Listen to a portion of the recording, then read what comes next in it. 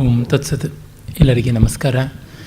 ಭಾರತೀಯ ಸಂಸ್ಕೃತಿ ತತ್ವಗಳ ಮೂಲಾಂಶಗಳ ಬಗ್ಗೆ ಆಲೋಚನೆ ಮಾಡುವ ಭಾಷಣ ಸರಣಿಯ 2ನೇ ಕಂತಿನ 2ನೇ ದಿವಸಕ್ಕೆ ಬಂದಿದ್ದೀವಿ. ನಿನ್ನೆ ಕೇವಲ ತುಂಬ ಪ್ರಾಥಮಿಕವಾಗಿ ವೇದ ಸಂಹಿತೆಗಳ ಮಂತ್ರ ವಿಶೇಷ, ಮಂತ್ರ ಸಂಖ್ಯೆ, ವಿಭಾಗ ಕ್ರಮ ಇತ್ಯಾದಿಗಳನ್ನು ನೋಡಿದ್ವಿ. ಇಂದಿನಿಂದ ಇನ್ನು ಸ್ವಲ್ಪ ಆಳದಲ್ಲಿ, ವ್ಯಾಪ್ತಿಯಲ್ಲಿ ಇನ್ನಿತರ ವಿಷಯಗಳನ್ನು ಕಾಣೋಣ.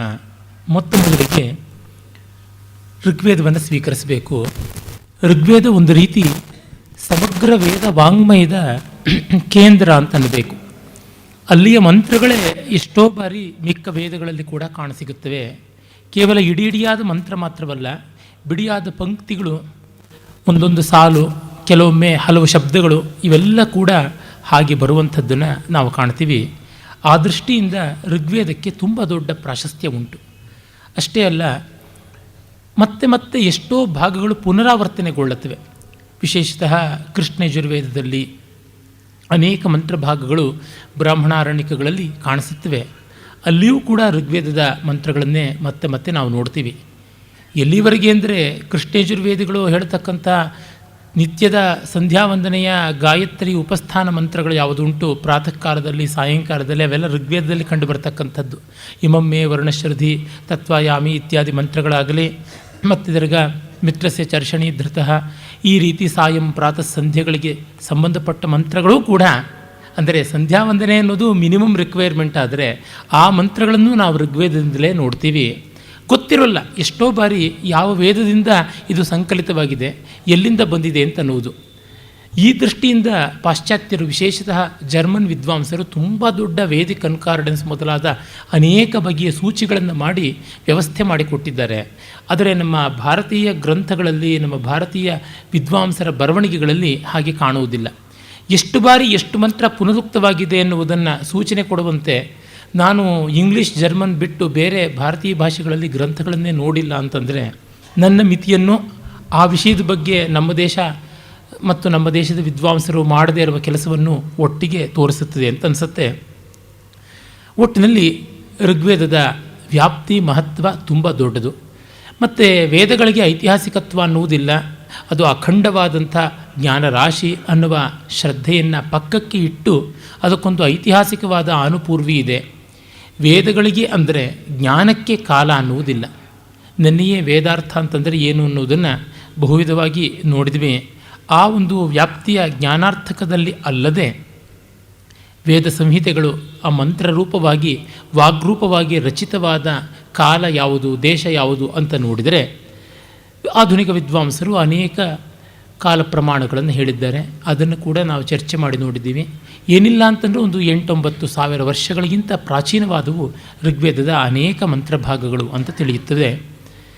ಪಾಣಿನಿ ಸೂತ್ರಗಳಲ್ಲಿಯೇ 4ನೇ ಅಧ್ಯಾಯದಲ್ಲಿ ತೇನ ಪ್ರೋಕ್ತಮ್ ಅಂತ ಬರುವ ಒಂದು ಸೂತ್ರವನ್ನು ಇಟ್ಟುಕೊಂಡು ನೋಡಿದರೆ ನಮಗೆ ಗೊತ್ತಾಗುತ್ತದೆ, ವೇದಗಳಿಗೆ ಅವುಗಳ ಆನುಪೂರ್ವಿ ನಿತ್ಯತ್ವವೇ ಅಥವಾ ಅರ್ಥನಿತ್ಯತ್ವವೇ ಅಂತ ಚರ್ಚೆ ಬಂದಾಗ ನಾಗೇಶ ಭಟ್ಟನಂಥ ಪ್ರಮಾಣ ಪುರುಷ, ಪ್ರಾಯಶಃ ವ್ಯಾಕರಣದ ಕಟ್ಟಕಡೆಯ ಮಾತು ಅಂತ ಹೇಳಬಹುದಾದಂಥವನು, ಈಗ ಸುಮಾರು 250-300 ವರ್ಷಗಳ ಹಿಂದೆ ಇದ್ದ ಮಹಾವಿದ್ವಾಂಸ, ಅವನ ಅಭಿಪ್ರಾಯ ಮಹಾಭಾಷ್ಯ ಪ್ರದೀಪೋದ್ಯೋತ ಅಂತ ಯಾವುದಿದೆ, ಕಯ್ಯಟನ ಒಂದು ಮಹಾಭಾಷ್ಯ ಪ್ರದೀಪದ ಮೇಲಿನ ವ್ಯಾಖ್ಯಾನ ಆತನ ಉದ್ಯೋತ, ಅಲ್ಲಿ ಅವನು ಈ ತೇನಪ್ರೋಕ್ತಂ ಸೂತ್ರಕ್ಕೆ ವೇದಗಳಿಗೆ ಆನುಪೂರ್ವಿ ನಿತ್ಯತ್ವ ಇಲ್ಲ, ಇರುವಂಥದ್ದು ಕೇವಲ ಮಂತ್ರಾರ್ಥ ನಿತ್ಯತ್ವ ಅಂತಂತಾನೆ.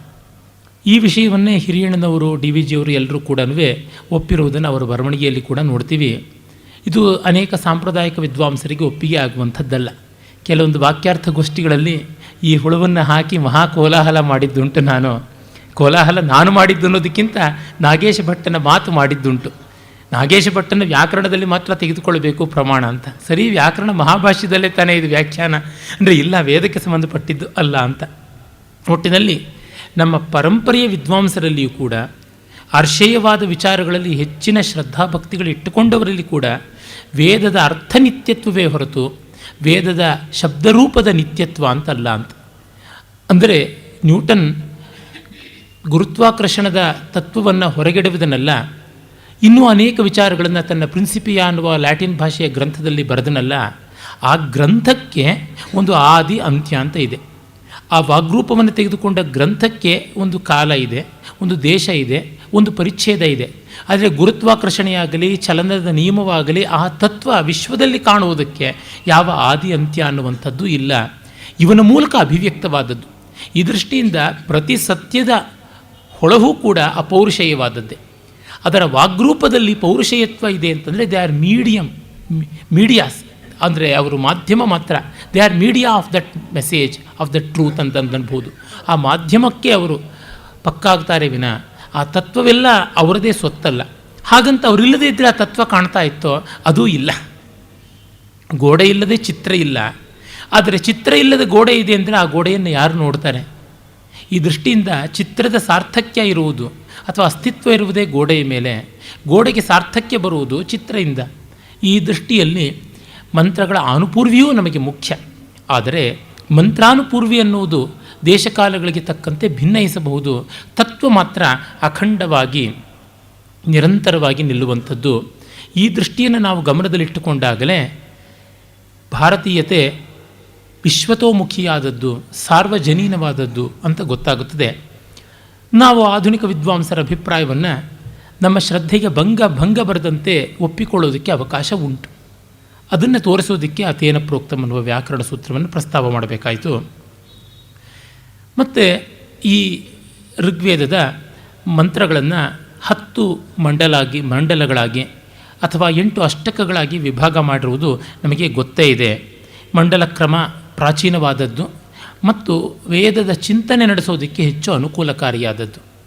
ಆದರೆ ಅಷ್ಟಕ ಕ್ರಮ ವೇದದ ಪಾಠಕ್ರಮಕ್ಕೆ, ಅಂದರೆ ವೇದ ಮಂತ್ರಗಳನ್ನು ಕಂಠಪಾಠ ಮಾಡೋದಕ್ಕೆ, ಪಾರಾಯಣ ಮಾಡೋದಕ್ಕೆ, ಗುರು ಶಿಷ್ಯರು ಪ್ರವರ್ತನ ಮಾಡುವುದಕ್ಕೆ ಹೆಚ್ಚು ಒದಗಿ ಬರುವಂಥದ್ದು. ಕಾರಣ ಇಷ್ಟೇ, ಅಷ್ಟಕಗಳಲ್ಲಿ ಮಂತ್ರಗಳ ಒಂದು ಸ್ವಾರಸ್ಯವನ್ನು, ಅವುಗಳ ವಿಶೇಷವನ್ನು ಅರಿತು ಮಾಡಿಲ್ಲ. ವಂಶೀಯವಾದಂಥ ಮಂಡಲ, ಶತರ್ಚಿಗಳು, ಕ್ಷುದ್ರ ಸೂಕ್ತಗಳು, ಮಹಾಸೂಕ್ತಗಳು ಅನ್ನುವಂಥ ಒಂದು ವಿವೇಕ ಇಲ್ಲದೆ ಮಾಡಿದ್ದಾರೆ. ಕಾರಣ ಇಷ್ಟೇ, ಒಂದೊಂದು ಹಂತದಲ್ಲಿಯೂ ಸಾಮಾನ್ಯ ಒಂದು 200-250 ಸೂಕ್ತಗಳು ಬರಬೇಕು ಅಂತ. 225ರಿಂದ 240 ಸೂಕ್ತಗಳ ಆಸುಪಾಸಿನಲ್ಲಿ ಒಂದೊಂದು ಅಷ್ಟಕವೂ ಇರುತ್ತದೆ. ಒಟ್ಟಿನಲ್ಲಿ ಪಾರಾಯಣಕ್ಕೆ ಅನುಕೂಲವಾಗುವ, ಪಾಠ ಪ್ರವಚನಗಳಿಗೆ ಅನುಕೂಲವಾಗುವಂಥ ರೀತಿ ಇದು. ಆದರೆ ಮಂಡಲಗಳು ವಿಶೇಷವಾದ ಒಂದು ವ್ಯವಸ್ಥೆಯನ್ನು ಒಳಗೊಂಡಿರುವಂಥದ್ದು. ಅದನ್ನು ಪ್ರಾಚೀನ ಕ್ರಮ ಅಂತ ಕೂಡ ಹೇಳ್ತಾನೆ. ಸಾಮಾನ್ಯವಾಗಿ ಆಧುನಿಕ ವೇದ ಚಿಂತನೆ, ವೇದಾರ್ಥಾಧ್ಯಯನ ಇತ್ಯಾದಿ ಎಲ್ಲ ಮಂಡಲ ಕ್ರಮದಿಂದ ನಡೆಯೋದು ಕಾಣಿಸುತ್ತೆ. ಋಗ್ವೇದದ 10 ಮಂಡಲಗಳನ್ನು ಬೇರೆ ಬೇರೆ ರೀತಿಯಾಗಿ ನಾವು ನೋಡಬಹುದು.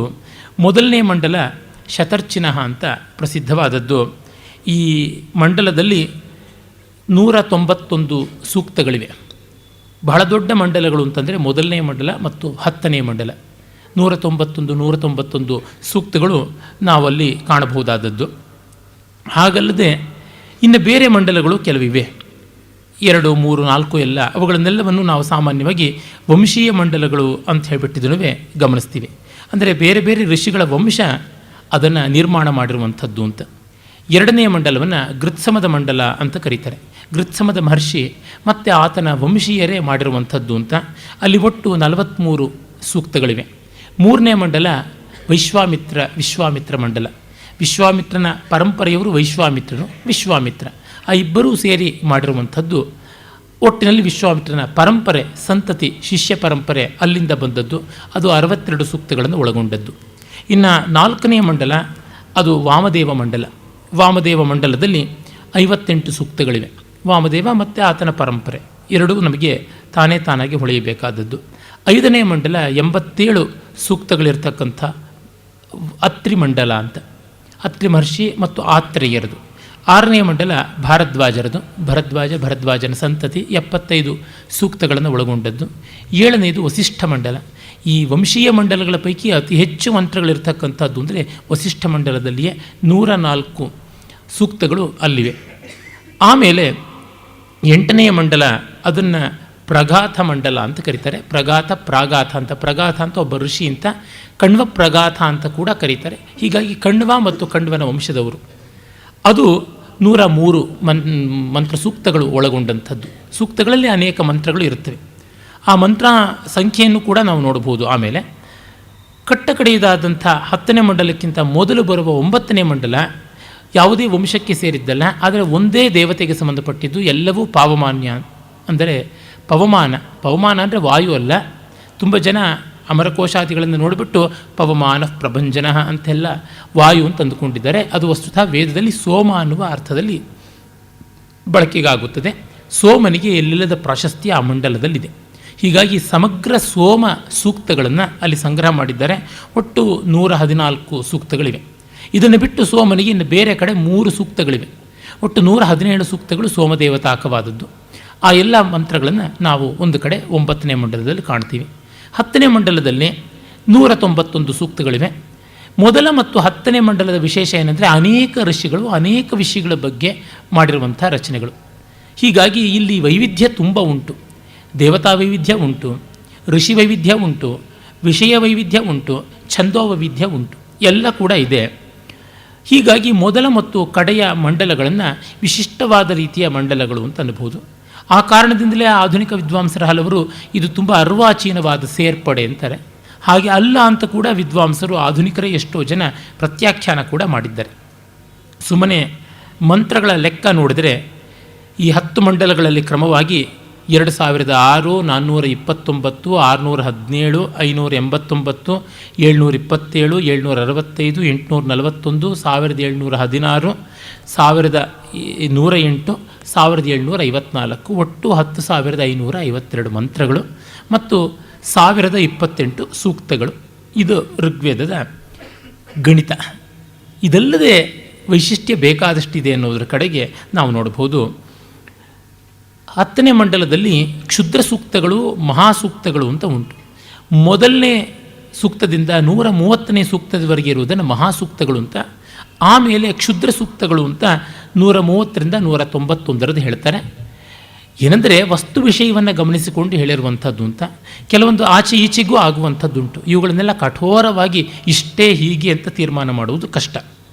ಆದರೆ ಪ್ರಯೋಜನ ಮಾತ್ರ ಈ ರೀತಿಯಾದ ವಿಭಾಗದಿಂದ ಉಂಟು. ಎಲ್ಲ ವಿಭಾಗಗಳು ಪೂರ್ಣ ಪ್ರಯೋಜನಕಾರಿಯಲ್ಲ.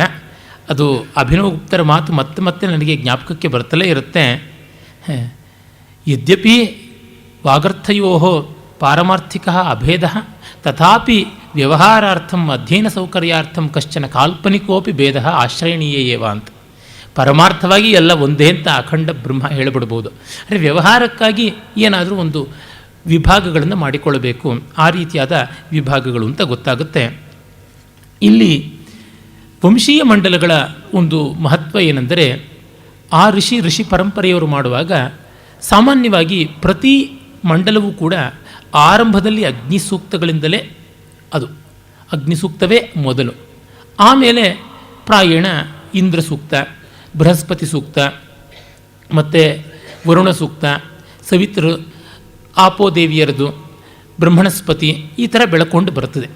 ಒಟ್ಟಿನಲ್ಲಿ ಅಗ್ನಿಸೂಕ್ತಗಳಿಗೆ ಮೊದಲ ಪ್ರಾಶಸ್ತ್ಯವನ್ನು ಕೊಟ್ಟಿದ್ದಾರೆ. ಸಾಮಾನ್ಯವಾಗಿ ಎಲ್ಲ ಮಂಡಲಗಳು ಹಾಗೆ ಆರಂಭವಾಗುತ್ತೆ ಅಂತ ಕೂಡ ಹೇಳ್ಬೋದು. ವಂಶೀಯ ಮಂಡಲಗಳಂತೂ ಅತಿ ವಿಶೇಷವಾಗಿ ಇದೇ ಕಾಣುವಂಥದ್ದು. ಅದಕ್ಕೆ ಒಂದೇ ವಿನಾಯಿತಿ ಅಂತಂದರೆ 9ನೇ ಮಂಡಲದಲ್ಲಿ ಮಾತ್ರ ಎಲ್ಲ ಸೋಮದೇವತಾಕವಾದ್ದರಿಂದ ಬೇರೆ ಯಾವ ದೇವತೆಗೂ ಅಲ್ಲಿ ಪ್ರವೇಶ ಇಲ್ಲ.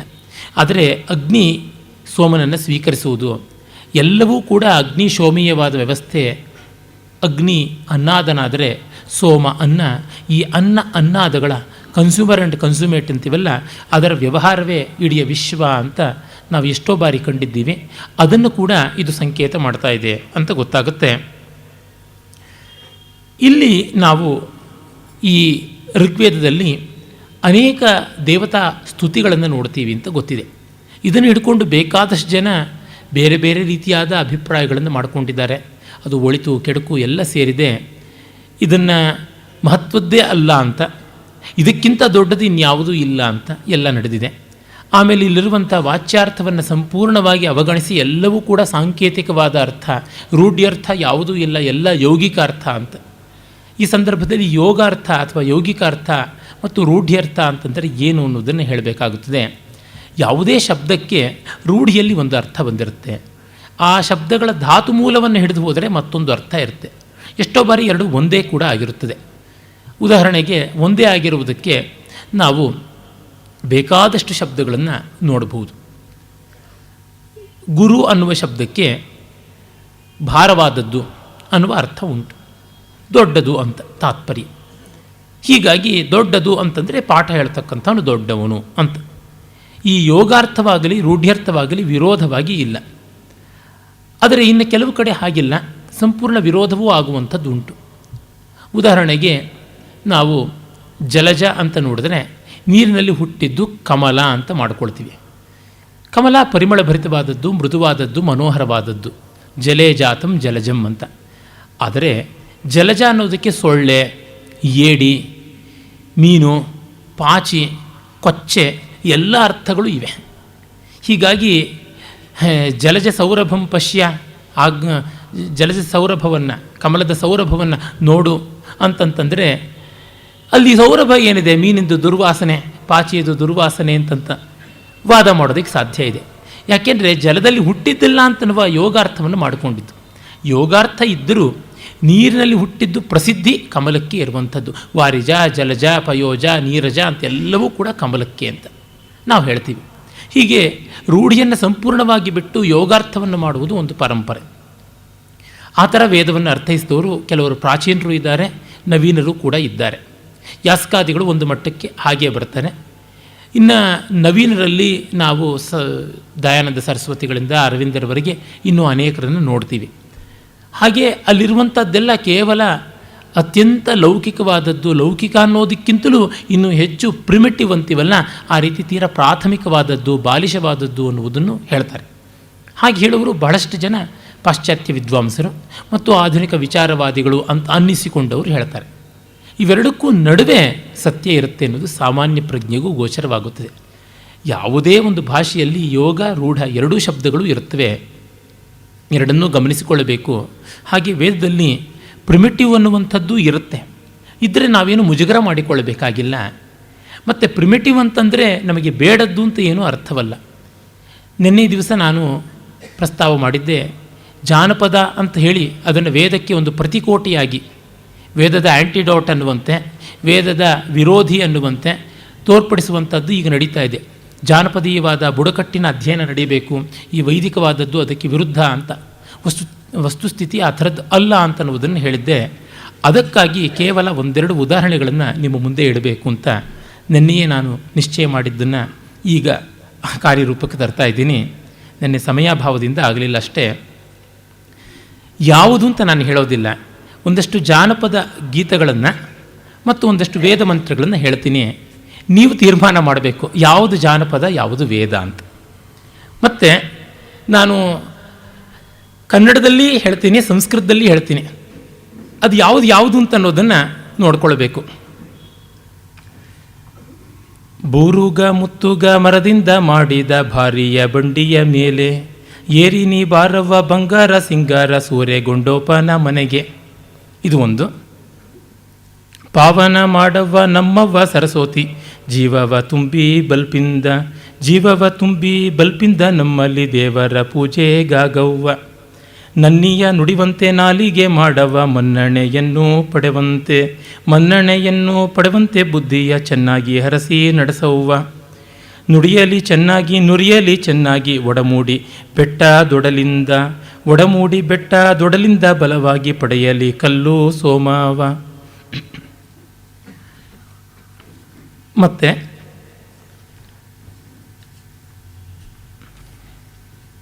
ಸರಸ್ವತಿ ಎಂಬೋಳು ಸರ್ವಕ್ಕೆ ದೊಡ್ಡವಳು, ಸ್ವರವಾಹ ಕವಳೆ 500, ಸ್ವರವಾಹ ಕವಳೆ 500, ವಜ್ರವ ತಿರುಕವಳೆ ಕುಣಿಕೆ ಕೊರಳಲ್ಲಿ. ಹಟ್ಟಿಯ ಮನೆಯೋಳೆ ಪಟ್ಟೆ ದುಂಗುರದೋಳೆ, ಪಟ್ಟೆ ಸೀರೆಯ ನೆರೆಯೋಳೆ, ಪಟ್ಟೆ ಸೀರೆ ನೆರೆಯೋಳೆ ಸರಸ್ವತಿ ಗುಟ್ಟಲಿ ಮತಿಯ ಕಲಿಸವ್ವ. ಕಲ್ಲಮ್ಮ ತಾಯಿ ಮೆಲ್ಲಮ್ಮ ರಾಗಿಯ, ಜಲ್ಲ ಜಲ್ಲಾನೆ ಬುದರಮ್ಮ, ಜಲ್ಲ ಜಲ್ಲಾನೆ ಬುದರಮ್ಮ, ನಾನಿನಗೆ ಸಣ್ಣಕ್ಕಿ ಪಡಿಯ ನಡೆಸೇನು.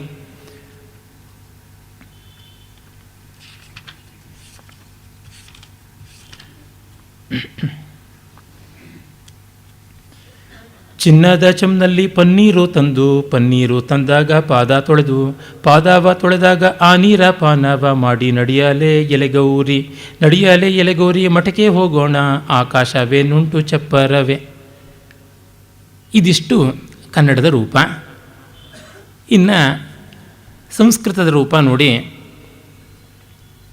ಸುಕಿಂಶು ಕಂಶಾಲ್ಮಲಿ ವಿಶ್ವರೂಪಂ ಹಿರಣ್ಯವರ್ಣಂ ಸುವೃತಂ ಸುಚಕ್ರಂ ಆರೋಹ ಸೂರ್ಯೇ ಅಮೃತಸ್ಯ ಲೋಕಂ ಸ್ಯೋನಂ ಪತ್ಯೇ ವಹತು ಕೃಣಶ್ವ ಪಾವಕಾನಃ ಸರಸ್ವತಿ ವಾಜೇಭಿರ್ವಾಜಿನೀವತಿ ಯಜ್ಞಂ ವಷ್ಟುಧಿಯಾ ವಸು ಚೋದಯಿತ್ರಿ ಸೂನೃತಾನಾಂ ಚೇತಂತಿ ಸುಮತೀನಾಂ ಯಜ್ಞಂ ದಧೇ ಸರಸ್ವತಿ ಗ್ರಾಮ್ಣಾಂ ಭಕ್ಷಯಾರಾತ್ ಧಾನಾ ದೇವಿ ಸಮಂತತಃ ದದಾಮಿ ಶಾಲಿಪ್ರಸ್ಥಕಂ ಹೇಮ್ನಃ ಪಾತ್ರೆ ಗಂಧಿಲಾಂಬ ಪ್ರದಾಯ ಪ್ರಕ್ಷಾಲ್ಯ ಪಾದೌ ಚ ನಿಪೀಯವಾರಿ ಯಾಹಿ ಗೌರಿಮಠಾಯ ತೂರ್ಣಂ ಮಹಾಕಾಶಪ್ರಾಯ ಆಸ್ತೆ ಛದೋನಃ ಸಪ್ತಚ್ಛದಾಮ್ರಕಾಂತಾರೇ ಲಸಂತಿ ತ್ವಂ ಸರಸ್ವತಿ ಜಿಹ್ವಾಯಾಮಕ್ಷರಂಕೃಧಿ ಆವಸತ್ಯಾಸು ವಾಸಾ ಮೇ ಸೂರ್ಮಿಕಾ ಚ ಸರಸ್ವತಿ ಗೂಢಂ ನಿಬೋಧ ಮೇ ಮತಿಂ.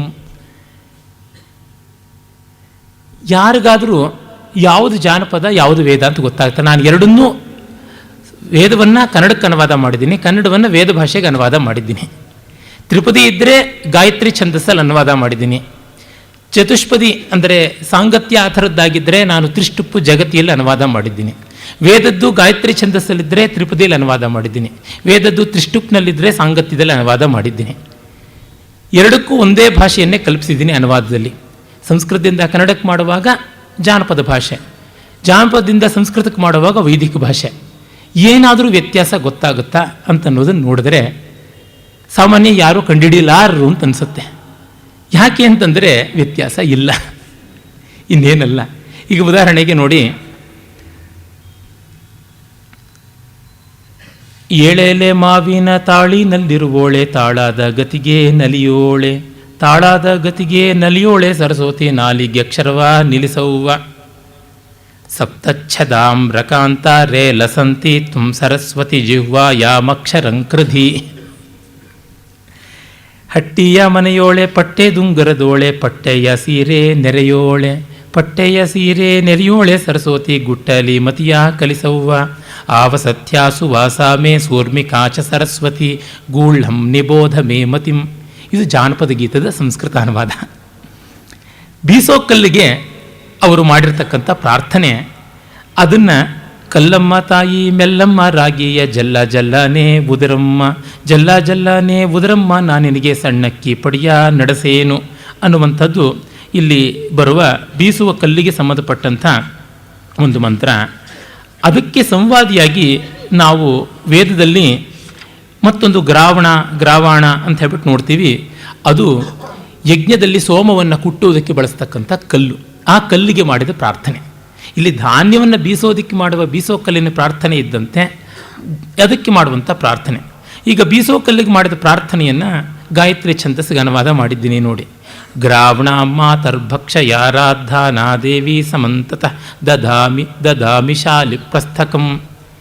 ಈಗ ವೇದದ್ದು ಪ್ರೈತೆ ವದಂತು ಪ್ರವಯಂ ವದಾಮಗ್ರಾವಭ್ಯೋ ವಾಚಂ ವದತಾ ವದದ್ಭ್ಯ ಯದದ್ರಯಃ ಪರ್ವತ ಸಾಕಾಶಮಾಶ್ವ ಶ್ಲೋಕಂ ಘೋಷಂ ಭರತೇಂದ್ರಾಯ ಸೋಮಿನಃ.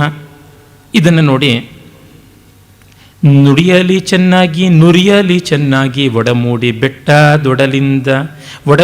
ಬೆಟ್ಟ ದೊಡಲಿಂದ ಬಲವಾಗಿ ಪಡೆಯಲಿ ಕಲ್ಲು ಸೋಮಾವ. ತ್ರಿಪದಿಯಲ್ಲಿ ಅದರ ಅನುವಾದ ಆಗಿರುವಂಥದ್ದು. ಇನ್ನು ಈ ವಿವಾಹ ಸೂಕ್ತ ಅಂತ ಬಹಳ ಪ್ರಸಿದ್ಧವಾದದ್ದು, ತುಂಬ ರಮಣೀಯವಾದಂಥದ್ದು ಕೂಡ ವೇದದಲ್ಲಿ ಬರ್ತದೆ. ಸೂರ್ಯಾದೇವಿಯ ವಿವಾಹಕ್ಕೆ ಸಂಬಂಧಪಟ್ಟಂಥದ್ದು. ಆ ವಿವಾಹ ಸೂಕ್ತದ ಒಂದು ಮಂತ್ರವನ್ನು ನಾನು ಅನುವಾದ ಮಾಡಿದ್ದೀನಿ. ಆ ಅನುವಾದವನ್ನು ನೀವು ನೋಡ್ಬೋದು. ಸಕಿಂಶು ಕಂಶಾಲಿ ವಿಶ್ವರೂಪಂ ಹಿರಣ್ಯವರ್ಣಂ ಸುವೃತಂ ಸುಚಕ್ರಂ ಆರೋಹ ಸೂರ್ಯೇ ಅಮೃತಸ್ಯ ಲೋಕಂ ಸ್ಯೋನಂ ಪತೆ ವಹಂತ ಕೃಣಶ್ವ ಅಂತಿದೆ. ಅದು ಬೂರುಗ ಮುತ್ತುಗ ಮರದಿಂದ ಮಾಡಿದ ಭಾರಿಯ ಬಂಡಿಯ ಮೇಲೆ ಏರಿನಿ ಬಾರವ್ವ ಬಂಗಾರ ಸಿಂಗಾರ ಸೂರೆಗೊಂಡೋಪನ ಮನೆಗೆ. ಕನ್ಯೆಯನ್ನು ಬೂರುಗ ಮತ್ತು ಶಾಲ್ಮಲಿ ಮುತ್ತುಗ, ಈ ಮರದ ಬೂರುಗ ಅಂದರೆ ಶಾಲ್ಮಲಿ, ಕಿಂಶುಕ ಅಂದರೆ ಮುತ್ತುಗ, ಆ ಮರದಿಂದ ಮಾಡಿದ ಚಕ್ಕಡಿಯ ಮೇಲೆ ಏರಿಸಿಕೊಂಡು ಬಂಗಾರದ ಅಲಂಕಾರ ಮಾಡಿ ಗಂಡನ ಮನೆ ಕರ್ಕೊಂಡು ಹೋಗುವಂಥದ್ದು. ಅದೇ ಮದುವೆಗೆ ಸಂಬಂಧಪಟ್ಟಂಥದ್ದೇನೆ ನಾನು ಈ ಮುನ್ನ ಓದಿದಂಥ ಒಂದು ಹಾಡು ಯಾವುದಿದೆ, ಗೌರಮ್ಮನ ಮದುವೆ ಅಂತ ಜಾನಪದದಲ್ಲಿ ಬರೋದು. ಚಿನ್ನದ ಚೆಮ್ಮಿನಲ್ಲಿ ಪನ್ನೀರು ತಂದಾಗ ಪಾದವ ತೊಳೆದಾರ ಆ ನೀರ ಪಾನವ ಮಾಡಿ ನಡಿಯಲೆ ಎಲೆಗೌರಿ ಮಠಕ್ಕೆ ಹೋಗಾನ ಆಕಾಶವೇನುಂಟು ಚಪ್ಪರವೇ ಅಂತ. ಅದು ಹೇಂ ನಃಪಾತ್ರೆ ಗಂಧಿಲಾಂಬುಪ್ರದಾಯ ಪ್ರಕ್ಷಾಲ್ಯ ಪಾದೌಚ ನಿಪೀಯವಾರ್ಯ ಹಿ ಗೌರಿ ಮಠಾಯ ತೂರ್ಣಂ ಮಹಾಕಾಶಪ್ರಾಯ ಆಸ್ತೆ ಛದೋನಃ. ಇದು ವೇದದ ಆ ತ್ರಿಷ್ಟುಪ್ ಛಂದಸ್ಸಿಗೆ ಮಾಡಿರುವಂಥ ಅನುವಾದ. ಇನ್ನು ಪಾವಕಾನ ಸರಸ್ವತಿ ವಾಜೆ ಭಿರ್ವಾಜಿನೀವತಿ ಇತ್ಯಾದಿ ಪ್ರಸಿದ್ಧವಾದ ಸರಸ್ವತಿ ಸೂಕ್ತ ಯಾವುದುಂಟು, ಪಾವನ ಮಾಡವ್ವ ನಮ್ಮವ್ವ ಸರಸ್ವತಿ ಜೀವವ ತುಂಬಿ ಬಲ್ಪಿಂದ ನಮ್ಮಲ್ಲಿ ದೇವರ ಪೂಜೆಗಾಗವ್ವ. ನನ್ನಿಯ ನುಡಿವಂತೆ ನಾಲಗೆ ಮಾಡವ್ವ ಮನ್ನಣೆಯನ್ನು ಪಡೆವಂತೆ ಬುದ್ಧಿಯ ಚೆನ್ನಾಗಿ ಹರಸಿ ನಡೆಸವ್ವ. ಯಾವ ವ್ಯತ್ಯಾಸ ಇದೆ? ಈ ವೇದ ಜಾನಪದಕ್ಕೆ ವಿರೋಧ.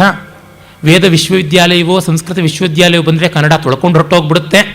ಈ ಥರ ಹೇಳುವಂಥ ಕಂಬಾರರಿಗೋ ಮತ್ತೊಬ್ಬರಿಗೋ ಇನ್ನೊಬ್ಬರಿಗೋ ನಾವು ಏನನ್ನು ಹೇಳಬೇಕು ಗೊತ್ತಾಗೋಲ್ಲ. ಇದನ್ನು ಅವ್ರ ಮುಂದೆ ಇಡಬೇಕಷ್ಟೇ. ಅವ್ರ ಮುಂದೆ ಇಟ್ಟರು ಪ್ರಯೋಜನವಿಲ್ಲ. ಯಾಕೆ ಅಂದರೆ ನಿದ್ರೆ ಮಾಡೋರನ್ನ ಎಬ್ಬಿಸ್ಬೋದು, ನಿದ್ರಾ ನಟರನ್ನು ಎಬ್ಬಿಸೋದಕ್ಕೆ ಸಾಧ್ಯ ಇಲ್ಲ. ಒಂದೇ ಶಾಶ್ವತ ನಿದ್ರೆಗೆ ಒಳಪಡಿಸಬೇಕು ಅವ್ರನ್ನಷ್ಟೇ. ಅಂದರೆ ಇಷ್ಟು ಸ್ಪಷ್ಟವಾಗಿ ಗೊತ್ತಾಗುತ್ತೆ. ಇಲ್ಲಿ ನೋಡಿ, ನಾನು ಬೇಕು ಅಂತಲೇ ಸರಸ್ವತಿಯ ಸ್ತೋತ್ರ ಇರುವಂಥ ಜಾನಪದ ಗೀತೆಯನ್ನೇ ಆರಿಸಿಕೊಂಡೆ. ಜನಪದ ಗೀತೆಗಳಲ್ಲಿ ಸರಸ್ವತಿ ಸ್ತೋತ್ರ, ಚಲುವನಾರಾಯಣನ ಸ್ತೋತ್ರ, ಶಿವನ ಸ್ತೋತ್ರ ಇವೆಲ್ಲ ಇವೆ. ಅವು ಹಾಗೆ ಅದೇ ರೀತಿಯಾಗಿ ವೇದದಲ್ಲಿ ಕೂಡ ನಮಗೆ ಕಾಣಿಸುತ್ತವೆ. ಮತ್ತು ಒಂದು ಬೀಸೋ ಕಲ್ಲನ್ನು ಅವರು ಕೊಂಡಾಡುವಂತೆಯೇ ಇವರು ಸೋಮವನ್ನು ಚೆಚ್ಚುವುದಕ್ಕೆ ಬೇಕಾದ ಕಲ್ಲನ್ನು ಕೊಂಡಾಡ್ತಾರೆ. ಅಂತಂದರೆ ಮನೋಧರ್ಮ ಒಂದೇ. ಆ ಬೀಸುವ ಕಲ್ಲಿಗೆ ಅವ್ರು ಹೇಳ್ತಾರೆ, ಜಲ್ಲನೇ ನುಂಗವ, ಚೆನ್ನಾಗಿ ನುಂಗಿ ನೀನು ನಮಗೆ ಮತ್ತೆ ಕೊಡು, ಹಿಟ್ಟನ್ನು ಕೊಡು ಅಂತ ಬೇಳ್ತಕ್ಕಂಥದ್ದು. ಆ ಕೇಳುವ ರೀತಿ ಎರಡರೊಳಗೂ ಒಂದೇ, ಪ್ರಾರ್ಥನೆ ಒಂದೇನೆ. ನೀವು ಇದನ್ನು ಬೈಬಲ್ ತೆಗೆದುಕೊಳ್ಳಿ, ಕುರಾನ್ ತೆಗೆದುಕೊಳ್ಳಿ, ಎಲ್ಲಿ ತೆಗೆದುಕೊಳ್ಳಿ, ಭಗವತ್ ಪ್ರಾರ್ಥನೆ ಅನ್ನೋದು ಒಂದೇ ರೀತಿಯಾಗಿರುತ್ತೆ. ದೇವರನ್ನೇನು ನಮಗೆ ಕೆಟ್ಟದ್ದು ಮಾಡು ಅಂತ ಕೇಳ್ಕೊಳ್ಳೋದಿಲ್ವಲ್ಲ, ಅವನು ಕರುಣಾಮಯ ಅಂತ ತಾನೇ ಕೇಳ್ಕೊಳ್ತಕ್ಕಂಥದ್ದು. ಆಯಾ ದೇಶ ಕಾಲಗಳ ಭಾಷೆ ವ್ಯತ್ಯಾಸವಾಗಬಹುದು, ಆದರೆ ಭಾವ ಒಂದೇ ಇರುತ್ತೆ. ಮತ್ತು ಇಲ್ಲಿ ಎಲ್ಲಿಯೂ ಕೂಡ ಆಡಂಬರ ಅಲಂಕಾರಗಳು ವೇದ ಭಾಷೆಯಲ್ಲೂ ಇಲ್ಲ, ನಮ್ಮ ಜಾನಪದ ಜೀವನದ ಭಾಷೆಯಲ್ಲೂ ಇಲ್ಲ, ಎಲ್ಲೂ ಇಲ್ಲ. ಅಷ್ಟು ಮುಕ್ತವಾದದ್ದು. ಮತ್ತು ಈ ಜಾನಪದ ಛಂದಸ್ಸಿನಲ್ಲಿ ಎಲ್ಲಿ ಅಲ್ಲಲ್ಲಿ ಇಲ್ಲಲ್ಲಿ ಕರ್ಷಣ ಎಳೆತ ಮಾಡಿಕೊಳ್ಬೇಕು, ಒಂದು ಅಕ್ಷರ ಲೋಪವಾಗಿರುತ್ತೆ. ವೇದ ಛಂದಸ್ಸಿನಲ್ಲೂ ಹಾಗೆ ಉಂಟು. ಒಂದು ಛಂದಸ್ಸಿನಲ್ಲಿ ಅಕ್ಷರ ಲೋಪವಾಗಿದ್ದರೆ ನಿಚೃತ್ ಅಂತ ಕರೀತಾರೆ, ಇನ್ನೊಂದು ಹೆಚ್ಚಾಗಿದ್ದರೆ ಭೂರಿಚ್ ಅಂತ ಕರೀತಾರೆ. ಛಂದಸ್ಸು ಸಮವಾಗಿ ಬರದೇ ಇದ್ದರೆ ವಿಪರೀತ ಪೂರ್ಣ ಅಂತ ಹೇಳ್ತಾರೆ. ಹೀಗೆ ಬಗೆ ಬಗೆಯಾಗಿ ಆ ನಿಯಮಗಳಿಗೆ ಶೈಥಿಲ್ಯ ಒದಗೋದು, ಅದಕ್ಕೆ ಮತ್ತೊಂದು ಹೆಸರು ಕೊಡೋದು, ಇವೆಲ್ಲ ಕೂಡ ಉಂಟು. ಅಂದರೆ ನಮಗೆ ಗೊತ್ತಾಗುವುದೇನು, ಜಾನಪದದಲ್ಲಿ ಯಾವ ಮಟ್ಟದ ಒಂದು ಫ್ರೀಡಮ್ ಅಂತ ಕರಿತೀವಿ, ಮುಕ್ತತೆ, ಅದು ವೇದದಲ್ಲಿ ಇರುವಂಥದ್ದು. ಕಾರಣ ಸಂಸ್ಕೃತ ಭಾಷೆ ಸಹಜವಾದ ಭಾಷೆ. It's A natural language, artificial language ಅಲ್ಲ. ಯಾವುದೇ ಒಂದು ನ್ಯಾಚುರಲ್ ಲ್ಯಾಂಗ್ವೇಜ್, ಸಹಜ ಭಾಷೆಗೂ ಅಕೃತಕವಾದ ನಿಸರ್ಗ ಸುಂದರವಾದ ಭಾಷೆಗೂ ಒಂದು ಜಾನಪದ ಅಂತ ಇರಲೇಬೇಕು ಬುನಾದಿಯಾಗಿ. ಅದು ಯಾವುದು? ಸಂಸ್ಕೃತ ವಾಂಗ್ಮಯಕ್ಕೆ ಜಾನಪದ ವೇದ. ಆ ದೃಷ್ಟಿಯಿಂದ ಒಪ್ಪಿಕೊಳ್ಳಲೇಬೇಕು. ಆದರೆ ಇಲ್ಲ ಅಂತ ತಗಾದೆ ಮಾಡಿದ್ರೆ ಪ್ರಯೋಜನಕ್ಕೆ ಬರೋದಿಲ್ಲ. ಹೀಗಾಗಿ ಈ ಥರದ ಅವಿವೇಕವನ್ನು ನಾವು ಪರಿಹಾರ ಮಾಡಿಕೊಂಡು ನೋಡಿದಾಗ ಗೊತ್ತಾಗುತ್ತೆ, ಇಡೀ ಪ್ರಾಚೀನ ಭಾರತದ ಅಷ್ಟ್ಯಾಕೆ ಜಗತ್ತಿನ ಪ್ರಾಚೀನ ಜನಜೀವನದಲ್ಲಿರುವ ಉದಾತ್ತತೆ ಮತ್ತು ಸುಂದರತೆ, ಸಹಜತೆ ಮತ್ತು ಸರಳತೆ ಅವೆಲ್ಲವೂ ಕೂಡ ವೇದದಲ್ಲಿ ತೋರಿಕೊಳ್ಳುವಂಥದ್ದಾಗಿದೆ ಅಂತ. ಇನ್ನು ಈ ವೇದಗಳ ಒಂದು ಮಂತ್ರ ಸ್ವಾರಸ್ಯವನ್ನು ಗಮನಿಸೋದಿದ್ದರೆ ಪ್ರಧಾನವಾಗಿ ಸೂಕ್ತಗಳು ದೇವಸ್ತುತಿಗಳಾಗಿವೆ. ಆಮೇಲಿಂದ ಆ ಒಂದು ವಿವರಗಳು ಕೆಲವೊಂದು ಲೌಕಿಕಕ್ಕೆ, ಆಭಿಚಾರಕಕ್ಕೆ, ಐತಿಹಾಸಿಕಕ್ಕೆ ಸಂಬಂಧಪಟ್ಟದ್ದಾಗಿವೆ. ಮತ್ತು ಇನ್ನು ಕೆಲವು ನಿತ್ಯ ಜೀವನದ ವಿವಾಹ ಮೊದಲುಗೊಂಡು ಅಂತ್ಯಷ್ಟಿವರೆಗೆ ಬರುವಂಥ ಹಲವು ಸಂದರ್ಭಗಳ ವಿಷಯದ ವಿವರಣೆಗೆ ಸಂಬಂಧಪಟ್ಟದ್ದಾಗಿವೆ. ಹೀಗೆ ಸಾಮಾನ್ಯದ ಜನಜೀವನವನ್ನೇ ಒಳಗೊಳ್ಳುವಂಥದ್ದಾಗಿದೆ. ಮತ್ತು ಕೆಲವೊಂದು ಸಂವಾದ ಸೂಕ್ತಗಳು ಅಂತ ಇವೆ. ಅಂದರೆ ಎರಡು ಪಾತ್ರಗಳ ಸಂವಾದ ಮಾಡುವಂತೆ, ಅದು ಊರ್ವಶಿ ಪುರೂರವರದಿರಬಹುದು, ಅಗಸ್ತ್ಯ ಲೋಪಾಮುದ್ರೆ ಇರದಿರಬಹುದು, ಸರಮ ಮತ್ತು ಪಣಿಗಳದಿರಬಹುದು, ಅಥವಾ ನದಿ ದೇವತೆಗಳ ಜೊತೆಗೆ ಮಾಡುವಂಥ ಸಂವಾದ ವಸಿಷ್ಠರಿದಿರ್ಬೋದು, ಇಲ್ಲವೇ ವೃಷಾಕಪಿ, ಶಚಿ, ಇಂದ್ರ ಇವರುಗಳ ಸಂವಾದ ಇರಬಹುದು, ಅಪಾಲ ಮತ್ತು ಇಂದ್ರನಿಗೆ ಸಂಬಂಧಪಟ್ಟಂಥ ಸಂವಾದ ಇದ್ದಿರ್ಬೋದು. ಹೀಗೆ ಹಲವು 10 ಸೂಕ್ತಗಳು ಸಂವಾದ ಸೂಕ್ತಗಳು ಅಂತಿವೆ. ಇವುಗಳೇ ನಮ್ಮ ಈ ಹೊತ್ತಿನ ನಾಟಕದ ಮೂಲ ಅಂತ ಕೂಡ ಆಧುನಿಕ ವಿದ್ವಾಂಸರು ಅಭಿಪ್ರಾಯಪಡ್ತಾರೆ. ಮತ್ತು ಇನ್ನೊಂದು ಅಲ್ಲಿ ಕಾಣ್ತಕ್ಕಂಥದ್ದಂದರೆ ದಾನ, ಅನ್ನ ವಿತರಣೆ, ಈ ರೀತಿಯಾದ ಅತ್ಯಂತ ಗಹನವಾದದ್ದಲ್ಲದೇ ಇದ್ದರೂ ಉನ್ನತವಾದ ಸಂಗತಿಗಳಿಗೆ ಸಂಬಂಧಪಟ್ಟದ್ದಿದೆ. ಮತ್ತು ಎಲ್ಲದಕ್ಕಿಂತ ಮಿಗಿಲಾಗಿ ಆತ್ಮತತ್ವವನ್ನು ಕುರಿತಾದಂಥದ್ದು, ಅದನ್ನು ವೇದದ ದರ್ಶನ ಅಂತ ಕರೀಬಹುದು. ಈ ವಿಶ್ವ ಯಾರಿಂದ ನಿರ್ಮಾಣವಾಯಿತು ಅಂತನ್ನುವ ಪ್ರಶ್ನೆಯನ್ನು ಇಟ್ಟುಕೊಂಡು ವಿಶ್ವಕರ್ಮ ಸೂಕ್ತ ಇರಬಹುದು, ಹಿರಣ್ಯಗರ್ಭ ಸೂಕ್ತ ಇರಬಹುದು, ವಿಶ್ವೋದಯ ಹೇಗಾಯಿತು ಅನ್ನುವುದನ್ನು ವಿವರಿಸ್ತಕ್ಕಂಥ ಭಾವತತ್ವಂ ಅಂತನ್ನುವ ಹೆಸರಿನಲ್ಲಿ ಬಂದಂತಹ ನಾಸದೀಯ ಸೂಕ್ತ ಇರಬಹುದು, ಪರಮ ಪುರುಷ ವಿರಾಟ್ ಪುರುಷನೇ ತಾನೇ ಆಹುತಿಯಾಗಿ ಇಡೀ ಪ್ರಪಂಚವನ್ನು ನಿರ್ಮಾಣ ಮಾಡಿದ ಪುರುಷ ಸೂಕ್ತ ಇರಬಹುದು. ಇದೆಲ್ಲವೂ ಜಗತ್ ಸೃಷ್ಟಿಗೆ ಸಂಬಂಧಪಟ್ಟಿದ್ದು. ಸಾವು ಅಂತನ್ನುವುದು ಇವರಿಗೆ ಕಾಣಿಸ್ತಾ ಇದೆ, ಆದರೆ ಇಷ್ಟು ದೊಡ್ಡ ಪ್ರಪಂಚ ಎಲ್ಲಿಂದ ಬಂತು ಅನ್ನೋದು ಗೋಚರವಾಗ್ತಾ ಇಲ್ಲ. ವ್ಯಷ್ಟಿಯಾಗಿ ಸೃಷ್ಟಿಯನ್ನು ಮಾನವ ಕಾಣ್ತಾ ಇದ್ದಾನೆ, ಸಮಷ್ಟಿಯಾಗಿ ಸೃಷ್ಟಿ ಹೇಗೆ ಹೊರಗೆ ಬಂತು ಅಂತ ಅನ್ನೋದು ಗೊತ್ತಾಗ್ತಾ ಇಲ್ಲ. ಅದಕ್ಕಾಗಿ ಎಲ್ಲ ವಿಷದವಾದಂಥ ಚರ್ಚೆಗಳನ್ನು ಒಂದು 7-8 ಸೂಕ್ತಗಳಲ್ಲಿ ನಾವು ನೋಡ್ತೀವಿ. ಅದಲ್ಲದೆ ಎಲ್ಲರೂ ಅನ್ಯೋನ್ಯದಿಂದ ಸಾಮರಸ್ಯದಿಂದ ಇರತಕ್ಕಂಥ ಸಾಮರಸ್ಯ ಸೂಕ್ತ, ಸಂಜ್ಞಾನ ಸೂಕ್ತ ಆ ಥರದ್ದು ಉಂಟು. ಇಂದ್ರನ ಕೋಪ ಎಂಥದ್ದು ಅಂತ ಹೇಳುವಂಥ ಕೋಪಕ್ಕೆ ಸಂಬಂಧಪಟ್ಟಂಥ ಮನ್ಯು ಸೂಕ್ತ ಇದೆ.